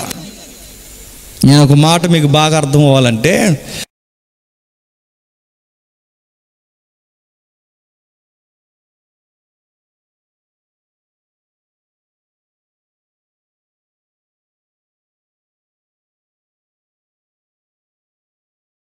ఒక మూల నుండి ఆ గుంపుల్లో ఏదో ఒక నెంబర్గా మనం ఉండి అక్కడుండి ఆ రోజు దేవుని స్తుతిస్తున్న ఆ ఊహ ఒకసారి ఊహించుకోండి. ఇలాంటి అర్థం మీకు కొత్త సినిమా ఎప్పుడు చూసేయాలన్నంత ఆశ భాగమేనండి. కొత్త కొత్త విషయాలు వినాలన్న ఆశ, కొత్త సినిమా చూడాలన్న ఆశ కనీసం సంవత్సరంలో ఒక్కసారైనా ఈ పరిస్థితి మీ మదిలోని గుర్తొస్తుందా అని నేను అడుగుతున్నా. ఒక్కసారైనా మనకి ఒక్క రోజులో ఒక్క నిమిషమైనా దేవా ఆ రోజు ఆ గుంపులో ఎట్లయినా సరే నేను అక్కడ ఉండాలన్న ఆశ ఒక్కసారైనా మన మదిలో లెగుస్తుందా? ఆ గుంపులోకి వెళ్ళిపోయిన తర్వాత అందరితో నేను కూడా స్వరం కలిపి అందరితో నేను కూడా అక్కడ ఉండి ఆ పరలోకాన్ని అర్థం చేసుకోవడమే చాలా కష్టం. అలాంటి దేవుని దగ్గరికి నేను వెళ్ళడం, ఆ గుంపులో నిలబడడం, ఈ ఆశ మనకు అసలు అర్థమవుతుందా? పౌలు గారు అన్నారు, ఏమని తెలుసా? కలగబోవా మహా ప్రత్యక్షత ముందు ఇట్టి కాలపు శ్రమలు, ఇప్పటి కాలపు శ్రమలు ఎన్నదగినవి కావు అన్నట్టు. అంటే ఆయన ఎలా కష్టాలు అనుభవించగలిగాడు, ఎలా ఇబ్బందులు అనుభవించగలిగాడు? పౌలు గారు మీరు ప్రాణాలకు కూడా ఇవ్వడానికి ఎలా ముందుకెళ్ళారంటే, అపోస్తుడైన పౌలు అని ఒక మాట అంటాడట, కలగబోయే ప్రత్యక్షతం, జరగబోయే కార్యము, నేను వెళ్ళబోయే గుంపు, అదంతా నేను ఊహించుకుంటుంటే ఈ శ్రమలు నాకు ఎన్నదగినవి కావు, నేను లెక్కల్లోకి తీసుకోవాలనుకోవట్లేదు. ఇక నాకు రోగం వచ్చేసినా, ఈ భూమి మీద నాకు సమస్యలు వచ్చేసినా, నాకు ఇబ్బందులు కలిగిపోయినా, నాకు ఏమైపోయినా రాబోతున్న జీవితాన్ని ఒక్కసారి నేను ఊహించుకుంటుంటే ఇవి నా కష్టాలుగానే అనిపించట్లేదట. నేను మరలా అడుగుతున్నా, గొర్రెపిల్ల దినములో అనేక మందికి భయంకరమైన దినం అది, విశ్వాసులకి సంతోషకరమైన దినం అది. ఆ రోజు ఏం జరగబోతుందంటే మనకు చెప్తుంది బైబిల్. ఏం జరగబోతుందంటే విశ్వాసులందరూ ఎలుగెత్తి సంతోషంతో రమ్యముగా దేవుణ్ణి స్తుతించుకునే ఒక రోజు రాబోతుందట. ఆ రోజు మనం దేవుని దగ్గరికి వెళ్ళబోతున్నమాట. ఆ ఆశ ఎంతమందికి అయితే ఉంటుందో, ఆ ఆశ ఎంతమంది అయితే గుండెల్లో పెట్టుకుంటారో, పౌలు గారు అన్నట్టు నాకు కలుగుతున్న ఈ శ్రమలు అసలు లెక్కల్లోనికి రావు. ఆ కలగబోయే ప్రత్యక్షతను నేను జ్ఞాపకం చేసుకుంటే. ఇలా ఉండండి. మీ సంసార జీవితంలో మీ కష్టాలు కూడా కష్టాలు అనిపించవు, మీ ఉద్యోగంలో కూడా మీకు కష్టాలు అనిపించవు, మీ ఇబ్బందులు కూడా మీకు ఇబ్బందులు అనిపించవు. ఎప్పుడైతే ఈ ఆశతో జరగబోయే రాబోయే ఆ ప్రత్యక్షత కొరకు ఎప్పుడైతే మనం ఎదురు చూస్తున్నామో, భూమి మీద ఊపిరాడడం ఆగిపోయినా, భూమి మీద రోగాలు వచ్చినా, భూమి మీద ఏం జరిగిపోయినా, నా జీవితంలో నేనే ఓడిపోయినా, ఆరోగ్యం విషయంలో ఏమైపోయినా, నా దేవుని కొరకు నేను నిలబడుతున్నాను, ఒకరోజు ఆయన ముందు నిలబడతానన్న ఆశ నాకుంటే నాకు ఏమీ పెద్దగా పట్టించుకోవాలనిపించదట. ఆశతో బతకమంటుంది బైబిల్. ఇంకెంత ముచ్చటించే సంగతులు చెబుతుందంటే, పెద్దల్లో ఒకడు అంటున్నాడట, ఏమని? తెల్లని వస్త్రము ధరించుకునిన వీరెవరు, వీరెక్కడి నుండి వచ్చారని యోహానును అడిగాను. యోహాను అడుగుతున్నాడట, యోహాను నువ్వు దర్శనం చూస్తున్నావుగా, ఇంతమంది ఎక్కడి నుండి వచ్చారో నీకు తెలుసా అనే క్వశ్చన్ అడుగుతున్నాడు. వీళ్ళందరూ ఎక్కడి నుండి వచ్చారు నీకు తెలుసా యోహాను, నీకు తెలుసా అంటే యోహాను అన్నాడు, అయ్యా వీళ్ళు ఎక్కడి నుండి వచ్చారో నాకెలా తెలుస్తుంది, మీకే తెలియాలి, నాకెలా తెలుసు? ఇంతమంది జనాంగం, ఈ పరిశుద్ధ జనాంగం ఎక్కడి నుండి వచ్చారో నాకెలా తెలుస్తుంది? మనకు అర్థం కావాల్సిన మాట ఏంటంటే, వాళ్ళందరూ భూలోకంలో ఉన్నప్పుడు నిత్యత్వాన్ని గూర్చి ఎదురు చూసి, దేవుని యొక్క ప్రత్యక్షత కొరకు ఎదురు చూసి, ఈ ఆశను కనుగుడ్డుల మీద ముద్రించేసుకుని దేవుని కొరకు బ్రతికి, శ్రమల్లోనూ బాధల్లోనూ రక్తంలోనూ తడిచిపోయి మహాభీకరమైన పరిస్థితుల్లో నుంచి వీరు భూలోకం నుండి వచ్చారు యోహానని ఆ రోజు యోహానుకి చెప్పాడట. మీకు బాగా అర్థం కావాలంటే, ఏదైతే మనం చదువుకుంటున్నాం ఈ 2 అధ్యాయాలు, ఈ నిత్యత్వపు ముద్రలో మన కనుగుడ్డుల మీద మనం వేసేసుకుంటే, మన మనసులో దాన్ని ముద్రగా మనం వేసేసుకుంటే, మన మనసు ఎలా ఉంటుందో చెప్పనా? ఏది మనకు కావాలని అనిపించదట. ఒక పాస్టర్ గారు గొప్పగా చేస్తారండి సేవ. ఆయన ఇల్లు కట్టుకున్న తర్వాత కట్టుకున్న ఇంటి దగ్గరికి వెళ్ళి ఇంటి మీద చెయ్యేసి అని చెప్పిన మాట ఏంటి చెప్పిన ఎవరు లేనప్పుడు అనుకున్నాడట, ఈ ఇల్లు నాది కాదు, ఏదో ఒక రోజు నేను ఎక్కడి నుండి వెళ్ళిపోవాలి. ఈ కట్టుకుంటున్న ఇంట్లో నాకు సరి అయిన సంతోషం దొరకదు. ఇది సంతోషం కాదు. నేను తిరుగుతున్న కార్లు నాకు సంతోషం కాదు. నేను చేస్తున్న ఉద్యోగం నాకు సంతోషం కాదు. నా పరిస్థితులు ఏవీ నాకు సంతోషం కాదు. ఇవి కేవలం తాత్కాలికమైన సంతోషాలే. ఇంత బాగా మేము ఇల్లు కట్టుకుంటున్నాం, ఈ ఇల్లు కొంతకాలమే నాకు ఇచ్చే సంతోషం. నాకు నిజమైన సంతోషం ఉందని కన్నీళ్ళతో చెప్పుకున్న మాట ఏంటంటే, నా దేవుని స్తుతించడానికి నేను ఎప్పుడైతే వెళ్ళిపోతానో అదే నాకు శాశ్వతమైన సంతోషం. మీకు మాట చెప్పనా, విశ్వాసి ఎలా బతకాలంటే సావు ఎప్పుడు వస్తుందా అని స్వాగతించడానికి ఎదురు చూస్తూ బతకాలంట. అలా బతుకుతామండి మనం. అపశకునం అంటాం మనం. ఒక పాట పాడతారు చూసారు, ఎవరైనా చచ్చిపోయినప్పుడు, పరవాసినినే జగమున ప్రభువా అని. ఎప్పుడు పాడతారు ఆ పాట? ఎవడొకడు పోవాలి, ఆ పోయినోడిని పరలోకాన్ని చేర్చుకోమని అన్నప్పుడు పాడతాం మనం. అదే పాట నీకోసం పాడుకో. ప్రభువా, ఈ జగములో నేను పరవాసిని, నేను ఇక్కడ నీ వాసంలో ఉండవలసిన వాడిని, ఇక్కడ ఈ జగములో ఉన్నాను, నన్ను తీసుకెళ్ళిపోవా, నీకోసం పాడగలవా? పెళ్ళిలో పాడన్న పాట. శుభమాని పెళ్లి జరుగుతుంటే ఏట్రా నువ్వు అని అడుగుతారు. మీరు చూడండి, మనకి అంత మనస్ఫూర్తిగా మనం పాడుకోలేకపోతున్నాం. కారణం ఏంటో చెప్పిన, మన మీద మనకే నమ్మకం లేదు, మనకు వెళ్ళాలన్న ఆశ మనకే లేదు. ఒక్క నిమిషం కూడా లేదు ఏడాదిలో. నేను ఒక్క నిమిషం అడుగుతున్నా. 2020లో దేవా, ఈ కరోనా వస్తే, ఒకవేళ నాకు వస్తే నేను నీ దగ్గరికి వచ్చేయడానికి నేను రెడీ అని ఒక్కసారి మీరు ధైర్యంగా అనుకోగలిగారా? ఒక్క నిమిషం అనుకోలేము మనం. రోడ్డు మీద వెళ్తున్నప్పుడు, ఎన్నో ప్రమాదాలు జరుగుతున్నప్పుడు, దేవా నేను వెళుతున్నా, నీ చిత్తమైతే మరలా ఇంటికి వస్తా, ఒకవేళ ఏమన్నా రోడ్డు మధ్యలో జరిగితే ప్రభువా నాకు అక్కడికి వచ్చేయాలని ఉంది, నువ్వు తీసుకెళ్ళిపోతుంది నీ చిత్తమని ధైర్యంగా రోడ్డు ఎక్కగలవా? మన ధైర్యంగా రోడ్డు ఎక్కేది అని చెప్పిన, ఇంటికి వస్తామని ఎక్కుతాం మనం. పరలోకం వెళతామని ఎక్కండి. రేపు పొద్దున్న నేను పరలోకం వెళ్ళిపోవాలని ఆశతో రోడ్డు ఎక్కండి. మీ వల్ల అవ్వతో, మన వల్ల అవ్వతో. మరలా చెప్తున్నాను, చావు ఇక అయిపోయింది, నా బతుకు నా కళ్ళ ముందుకు వచ్చేసిందని ఎవరికైనా అర్థమవుద్ది. ప్రతి ఒక్కరికే చచ్చిపోయే ముందు ఒక్క నిమిషమైనా అర్థమవుద్ది, ఇక ఇదే నాకు లాస్ట్ మినిట్ అని. ఎప్పుడొకప్పుడు అని నేను చెప్తున్నాను, మీకైనా రోజు వస్తుంది, నాకైనా రోజు వస్తుంది. ఆ రోజు, ఆ చనిపోయే చివరి రోజు, ఆ చివరి నిమిషం మీ గుండెల్లో ఉండాల్సిన ధైర్యం ఒకే ఒక్కటి, దేవా నేను వచ్చేస్తున్నాను, నన్ను తీసేసుకోవాలి అనగలమా? మనం గట్టిగా రెండు మోసం చేయాలంటేనే మనం కంగారు అయిపోతాం మనం కదా. పల్స్ రేట్ పడిపోద్ది, చెమటెక్కేద్ది, డాక్టర్ గారు అని వెళ్ళిపోతాం మనం. ఎంత భయమో! ఫోన్ల మీద ఫోన్లు, ఇంకా ఏం మింగేయమంటారు చెప్పండి, మింగేస్తాను. ఎంత భయం అసలు జీవితంలో. ఇంత భయం దేనికంటే మన ఊహల్లోకి రాంది ఏంటి చెప్పిన, రే నా ప్రభువును స్తుతించి ఒక గొప్ప కార్యం నా కొరకు ఎదురు చూస్తుందని కనీసం మనం విన్నామే తప్ప మన బతుకుల్లో మనం జీర్ణించుకోలేదు. జీర్ణించుకుంటే నేను చెప్తున్నాను, వయసు అయిపోయినా, వ్యాధులు వచ్చేసినా, ఇబ్బందులు వచ్చేసినా, ఏమైపోయినా చివరి క్షణంలో ధైర్యంగా ఒక మాట అనగలం, దేవా నేను రెడీ, నీ చిత్తం ఇదే అయితే ఇక నన్ను తీసేసుకో. ఎంత కాదనుకున్నా లాస్ట్ డే, లాస్ట్ మినిట్లో కొన్ని పాత్రలు మనకు గుర్తొస్తాయి. ఎవరు వాళ్ళు? మన ప్రియులు, మన భార్య, మన పిల్లలు, నన్ను ప్రేమగా చూసుకున్నవారు మనకు గుర్తొస్తారు. అప్పుడు కొంచెం మనకు బాధ వేస్తుంది. ఆ టైంలో చేయాల్సింది ఏంటో చెప్పినా, విశ్వాసిగా దేవా నీ చిత్తం నన్ను తీసుకెళ్ళిపోవడం అయితే నన్ను తీసుకెళ్ళిపో.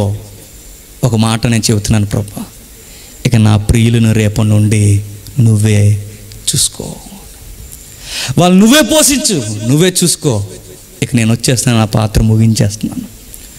ఒకవేళ నీకు నాకు ఇంకా ఏమైనా అడ్డుండిపోతే, నీకు నాకు పడని పరిస్థితులు నా దృష్టికి రాలేదు, ఇంకా రాకపోతే నీ చిత్తమైతే నాకు అవకాశం ఇవ్వు, సరి చేసుకుంటాం. లేదురా అబ్బాయి నువ్వు నాకు నచ్చావు, సరిపోయావు అనుకుంటే నువ్వు నన్ను తీసేసుకో ప్రభువా అని ధైర్యముగా లాస్ట్ మినిట్లో అనగలమా? ఎప్పుడు మనం అనగలమో చెప్పనా?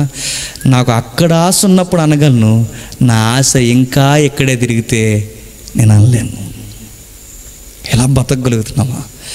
2020 కాదు, 2021లో కరోనాకు బాబు వచ్చినా క్రైస్తవుడికి భయం ఏమీ లేదు. ఎందుకు చెప్పనా?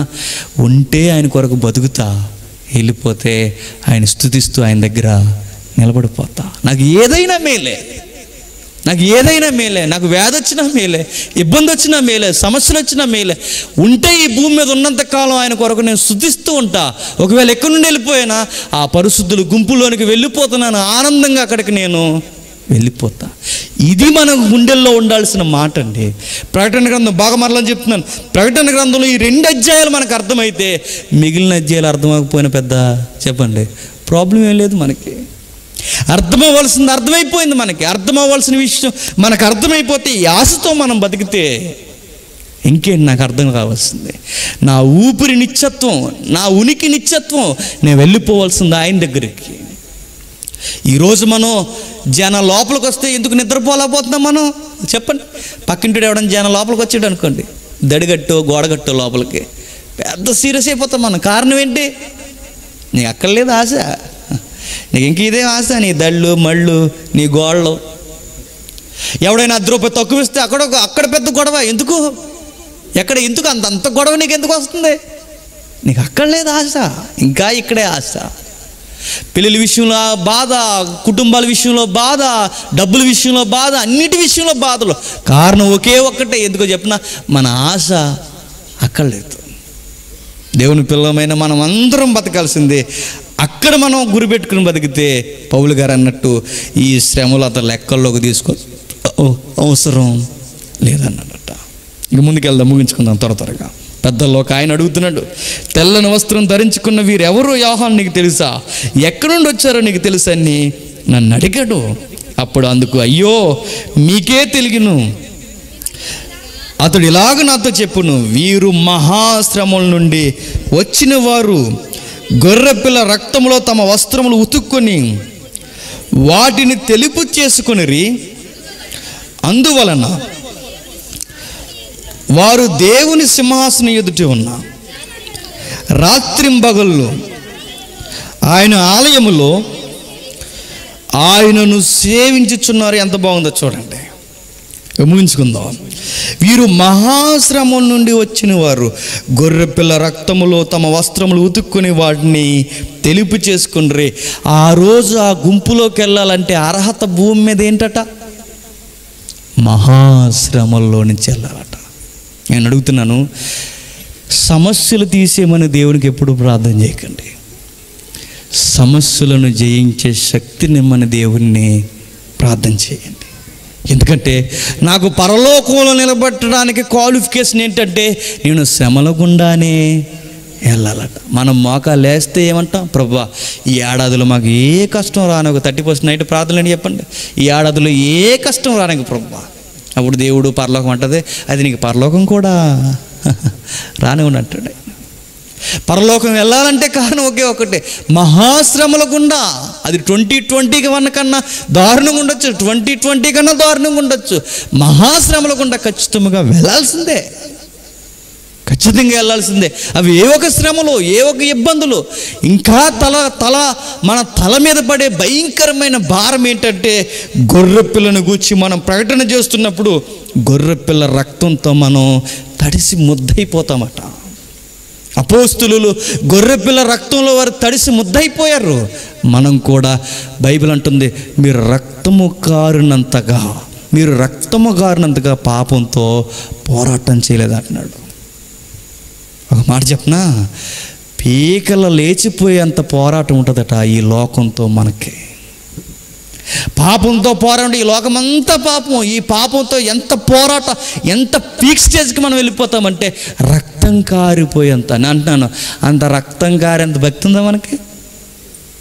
ఆ భక్తి లేనప్పుడు ఇంకా పరలోకం వెళ్తామని ఆస్తుందా మనకి?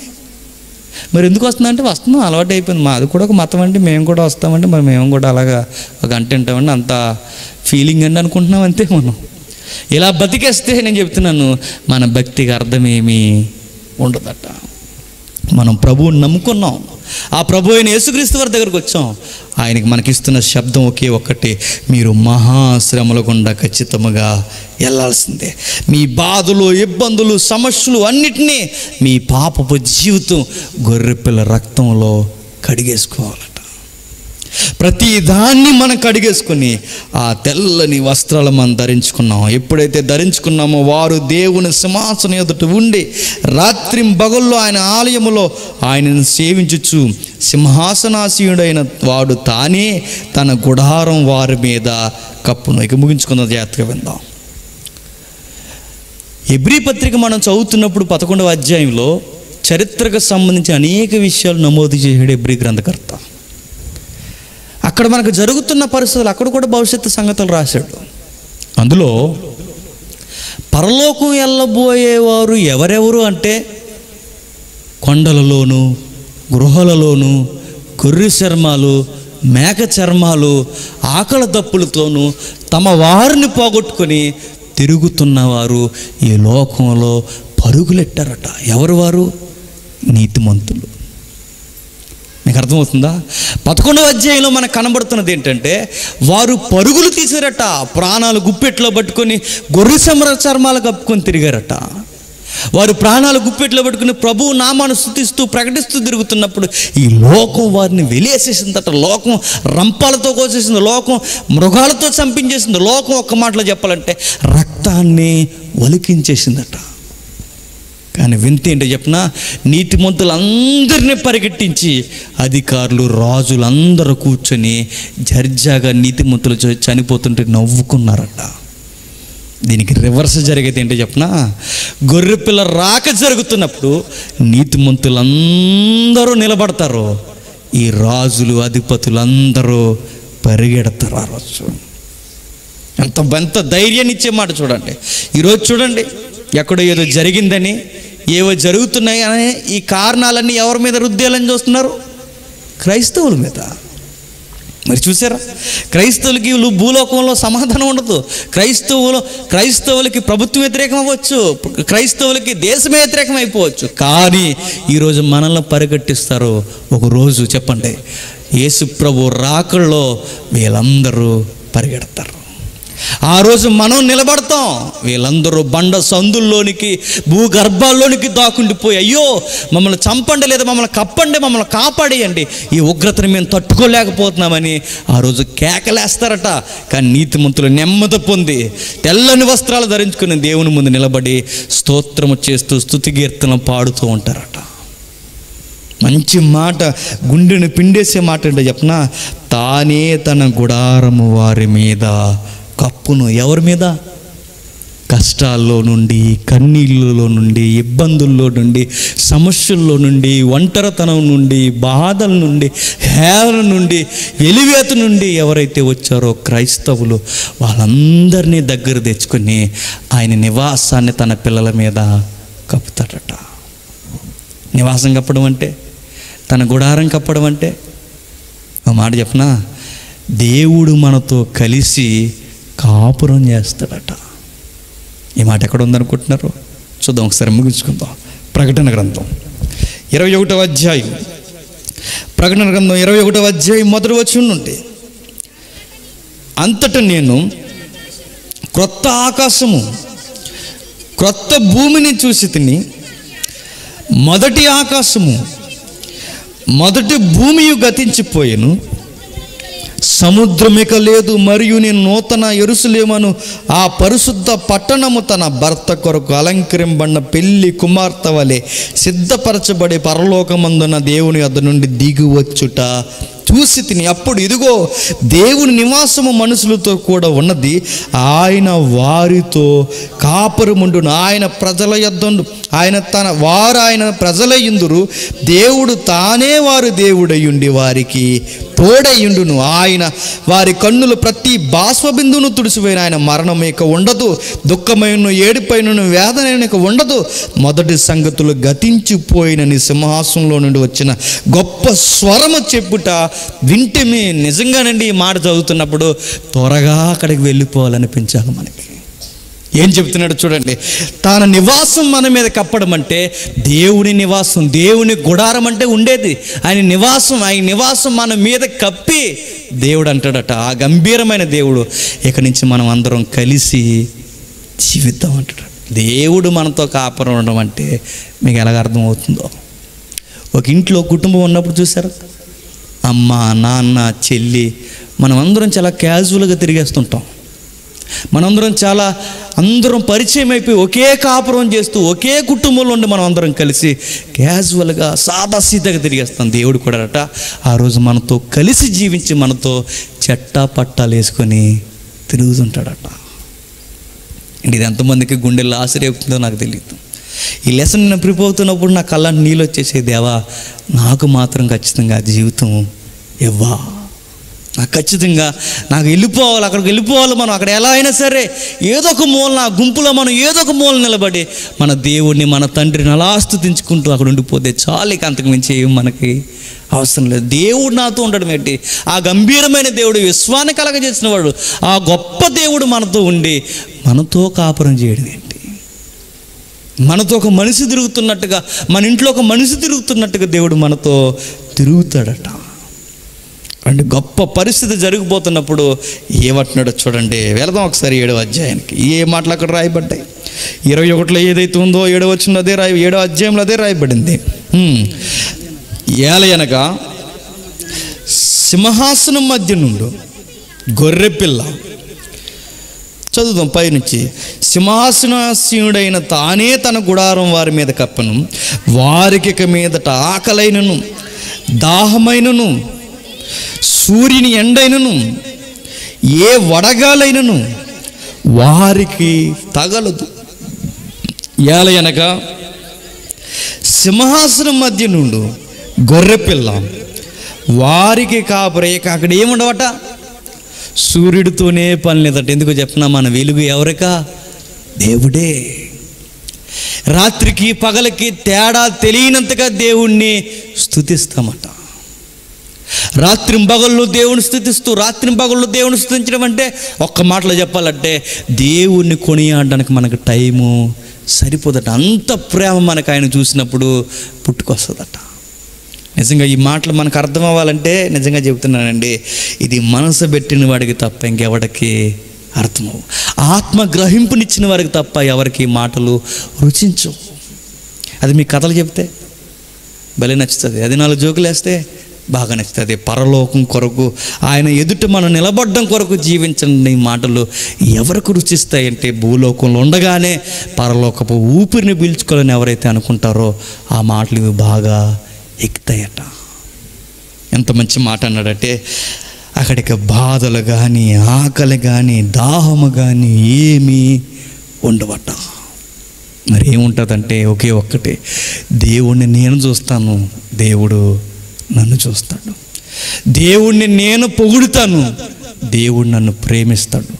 ఒక మాట చెప్పాలంటే, మన కష్టాలు కన్నీళ్ళని ఒక్కరోజు ఆ రోజు ఇలా చిటుకుతో తుడిచేసినట్టు ఒక్కసారి తుడిచేస్తాడట. ఒక్కసారి మన బాధలన్నీ తుడిచేస్తాడట. ఇక మన బాధలు ఏమి ఉండవట. ఎంత మంచి మాట అంటే, మన చెక్కిళ్ళ వెంబడ కారుతున్న కన్నీళ్లను, బాష్ప బిందువులను ఆయనే తుడుస్తాడట. దేవుడే తుడుస్తాడట. ఇన్ని రోజులు మీరు పడిన కష్టం చాలిక, ఇన్ని రోజులు మీరు పడిన ఇబ్బందులు చాలిక, ఇన్ని రోజులు మీరు పడిన వ్యాధులు ఇబ్బందులు మీకు చాలిక వచ్చేస్తారు. ఇక జీవితంతో నిత్యం, ఇక ఎండింగ్ లేని ఈ జీవితంలో, ఇక ముగింపు లేని ఈ జీవితంలో నాతో పాటు ఆనందించండి అంటాడట. ఇంకక్కడికి సాతాను రాడు, ఎందుకంటే అడిగి లేదు ఇక వెల్కమ్. ఇక ఏ దుష్టుడు లేడు, ఏ నియంత లేడు, ఇక ఎవడో రాడు. మారకపోతే మనం కూడా రాము ఎక్కడికి, అక్కడికి మనం ఖచ్చితంగా అక్కడికి వెళ్ళిపోతాం. వెళ్ళిపోయిన తర్వాత దేవుడు తానే తన గుడారం కప్పి మనల్ని హక్కుని చేర్చుకుని ప్రేమిస్తాడట. ఆ ప్రేమను మనం తట్టుకోలేక మనం చేసేది ఒకే ఒక్కటి, దేవుణ్ణి ఆరాధిస్తామట. ఒక మాట చెప్పి నేను ముగిస్తాను. ఇక పరలోకం వెళ్ళిన తర్వాత ఏముంటుందంటే ఒకే ఒక్కటి, దేవుణ్ణి ఆరాధించడమే ఉంటుంది. ఏముంటుందట, ఆరాధించడం మాత్రమే ఉంటుంది. నరకానికి వెళ్తే ఏముంటుంది చెప్పిన, ప్రార్థన మాత్రమే ఉంటుంది, ఆత్మల భారం మాత్రమే ఉంటుంది. ఎక్కడ, నరకంలో. నరకంలోకి వెళ్ళిపోయిన తర్వాత అందరూ కన్నీటి ప్రార్థన చేస్తారు. ఇక్కడ ప్రార్థన చేయనంటే ఎవడు చేయడు. ఆడికి వెళ్ళిపోయిన తర్వాత అందరూ కన్నీటి ప్రార్థనలే. ఆడికి వెళ్ళిపోయిన తర్వాత అంటున్నారట ఏమని, ప్రభువా ఇంకా భూమి మీద నాకు 5 సహోదరులు ఇంకా రక్షణ పొందలేదు, వాళ్ళు ఇంకా బాప్తిసం తీసుకోలేదు, ప్రభువా ప్లీజ్ ఏదో ఒక ఉపదేశకుని పంపించి వాళ్ళకి మార్పుని తేవా అని ఆత్మల భారం పెరిగిపోయిందంటే ఎక్కడ? నరకంలో.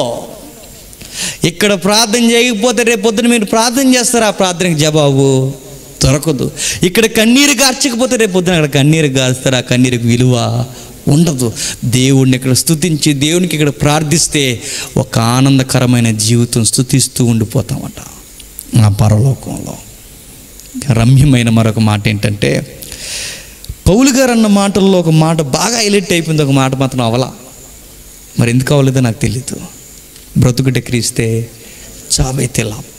ఆ మాట బాగా బట్టి పెట్టారండి అందరూ, కానీ కిందన్న మాట మాత్రం పట్టించుకోలేదు. కిందనేముంది చూసారా? తెలదు మనకి, పట్టించుకోలేదు. ఈ సందర్భంలో ఆ మాట ఒకసారి మీరు మనసును పెట్టండి. మొదటి అధ్యాయం 21 వచనం, మొదటి అధ్యాయం 23 వచనం, 21 తర్వాత చదువుతాం. 23 వచనం, ఫిలిప్పీలకు రాసిన పత్రిక మొదటి అధ్యాయం 23 వచనం. ఫిలిప్పీలకు రాసిన పత్రిక మొదటి అధ్యాయం 23 వచనం. ఈ రెండిటి మధ్య నేను ఇరుక్కుపోయి ఉన్నాను, నేను వెడలిపోయి క్రీస్తుతో కూడా ఉండవలనని నాకు ఆశ ఉన్నది. అది నాకు మరీ మేలు. అది నాకు మరీ మేలు అంటే ఏది మేలు? నాకు ఇక్కడ ఉండడం మేలే, నేను చనిపోయి క్రీస్తు ఉంటే నాకు మరీ మేలు. పౌలు గారిని ఎలా చంపేశారో తెలుసా? దుఃఖం మీద, ఇలాంటి దుఃఖం మీద తలపెట్టి నరికేస్తున్నప్పుడు ఆయన గుండెల్లో ఆయన కళ్ళల్లో ఉన్న ఆశ ఏంటో చెప్పనా, ఈరోజు నేను ఇలా చనిపోవడం నాకు మరీ మేలు. నేను మరలా అడుగుతున్నా, విశ్వాసిగా ఒకవేళ చనిపోతే నీ గుండెల్లో నేను చచ్చిపోతే నాకు మరీ మేలని అనుకునే ధైర్యం నీకుందా అని నేను అడుగుతున్నా. ఈరోజు నేను చనిపోతే నాకు మరీ మేలు, నేను క్రీస్తుతో ఉంటా, సహవాసంలో ఉంటానని ధైర్యం మన గుండెల్లో ఉందా? అది లేదు మనకి. ఇంట్లోంచి వెళ్తున్నప్పుడు ఎదురు లేకపోతే క్రైస్తవులు మనకే భయం. ఇంట్లోంచి వెళ్తున్నప్పుడు వెళ్తున్నాను అనకూడదట, మరి ఏమనాలట? మరి అలా అనుకో అంటారు, మరి ఏమనాలి? వెళ్ళొస్తాను అనాలట. అప్పుడు గాడ్ బ్లెస్ యు నాన్న వెళ్ళు అంటారట. ఎంత భయమో చూసారా? నేను చెబుతున్నా, పౌలు గారు అంటున్న మాటనే మరలా మీకు జ్ఞాపకం చేస్తున్నా. ఈరోజు చనిపోతే నాకు మరీ మేలని అనుకోగలరా? అప్పుడు నేను చెప్తున్నా, చావన్న క్రైస్తవుడికి భయముడు, గొర్రెపిల్ల ఉగ్రత దినం అన్న క్రైస్తవుడికి భయముండదు. ఎందుకు చెప్పిన, ఉగ్రత దినం మారణుడికి, క్రైస్తవుడికి సెలబ్రేషన్ డే. ఏ రోజు? గొర్రెపిల్ల రాకడ. ఆ రోజు ఆ మహా దివ్య లోకానికి నేను వెళ్ళిపోతున్నా, దేవుని ముందు నేను నిలబడతాను, ఆయన స్తుతిస్తూ ఘనపరుస్తూనే ఉంటాను. నాకు సెలబ్రేషన్ డే ఆ రోజు.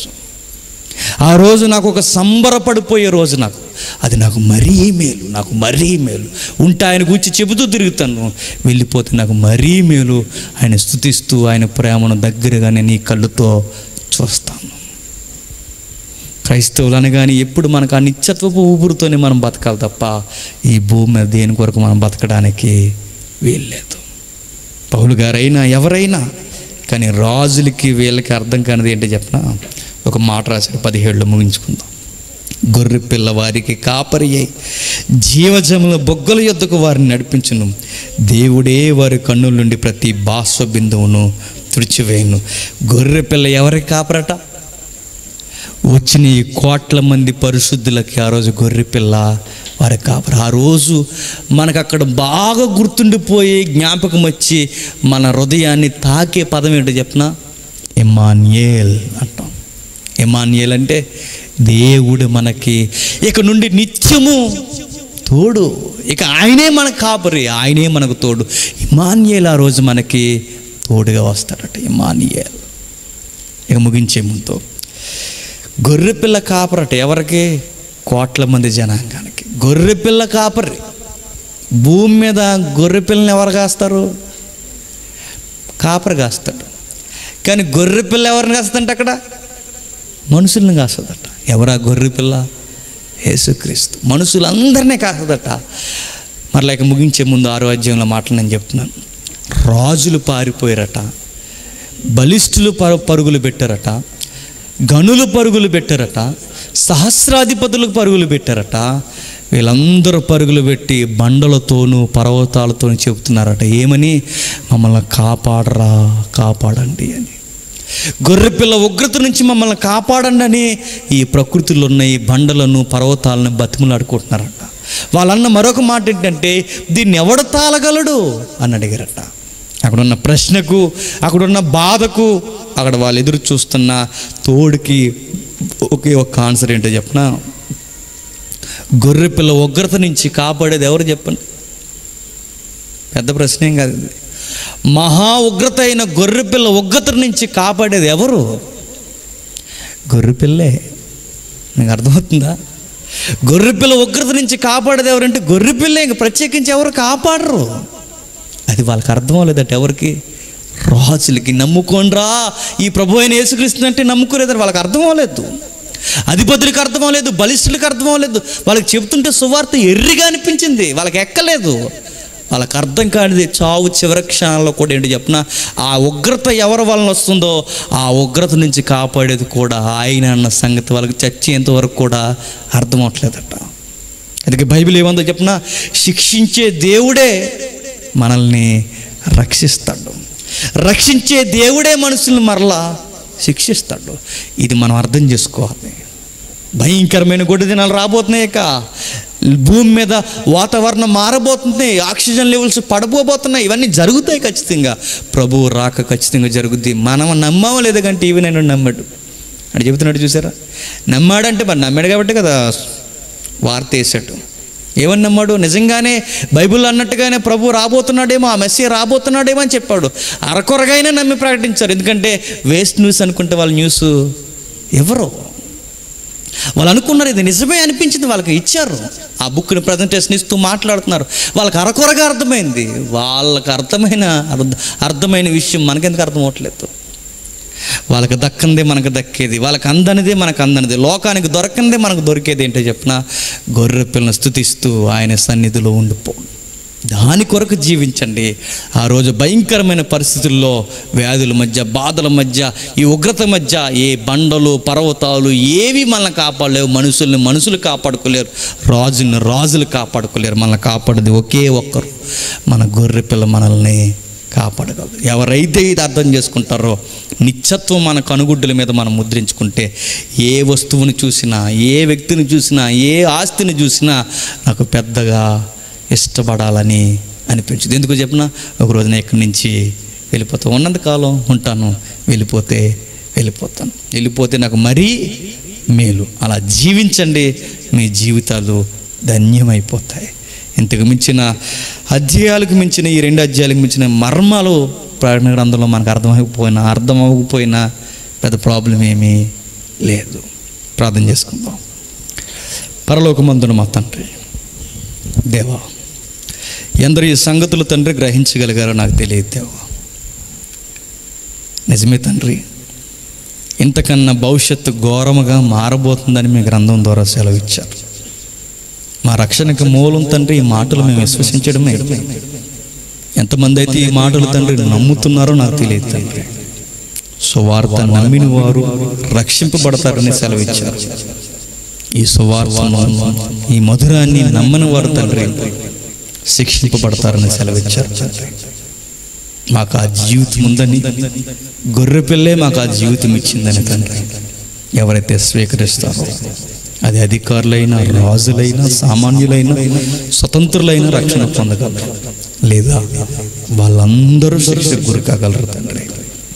అలాంటి స్థితిలోనికి తండ్రి, రాజులే కాపాడుకోలేని స్థితిలో, రాజులే రక్షణ పొందలేని స్థితిలో తండ్రి, సామాన్యులమైన, పేదలమైన మమ్మల్ని ప్రేమించి ఉచితముగా మమ్మల్ని రక్షించి నరకానికి పోవలసిన మా జీవితాన్ని తండ్రి మీ ఎదుట నిలబెట్టడం గొప్ప భాగ్యము తండ్రి. ఇక్కడ చదువుతుంటేనే తండ్రి మా జీవితాలు ఎలా ఉంటే, రేపు మేము అక్కడికి వచ్చి నిలబడినప్పుడు తండ్రి ఆ దృశ్యం ఎలా ఉండబోతుందో మాకు అర్థమవుతుంది దేవా. ఇది ఎప్పుడు మేము మనసులో పెట్టుకుని తండ్రి, మా జీవితాల్లో ఎన్ని ఉడుదుడుకులు వచ్చినా, మా జీవితంలో ఎన్ని వ్యాధులు మమ్మల్ని పలకరించినా, మా జీవితంలో చివరి క్షణం ఇదే అని మాకు తెలిసిన మేము ఆనందంగా మీ దగ్గరికి వచ్చేయడానికి తండ్రి విశ్వసించే భాగ్యాన్ని మాకు దయచేయాలి.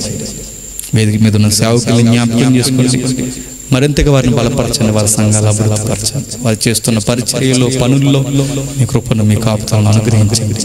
వచ్చిన వారిని కూడా జ్ఞాపకం చేయండి, వారికి ఏ ఇబ్బందులు సమస్యలలో మీకు తెలుస్తుంది, వాటిని ఎలా జయించాలో, వాటిని ఎలా చిన్న చూపు చూడాలో తండ్రి వారికి నేర్పించండి. ప్రతి ఒక్కరికి ధైర్యాన్ని నింపుతారని కోరుతూ ఈ సభకు కారకులైన తండ్రి సహోదరుని జ్ఞాపకం చేసుకోండి. వారికి ఉన్న శ్రమలు ఇబ్బందులు ఏంటో మీకు తెలుస్తుంది, వాటిని జయించే శక్తిని వారికి అనుగ్రహించండి. వారి కుటుంబంలో కావలసిన తండ్రి సమాధానపు వాతావరణం దయచేయండి తండ్రి. ఇంకా నూతన పలుమార్లు మీరు కలుసుకొని విస్తరించి మాట్లాడుకునే భాగ్యాన్ని మీరు దయచేస్తారని కోరుతూ సమస్త మహిమ ఘనత మీకే ఆరోపిస్తూ క్రీస్తునామని ప్రార్థన సమర్పిస్తున్నాము తండ్రి. ఆమేన్.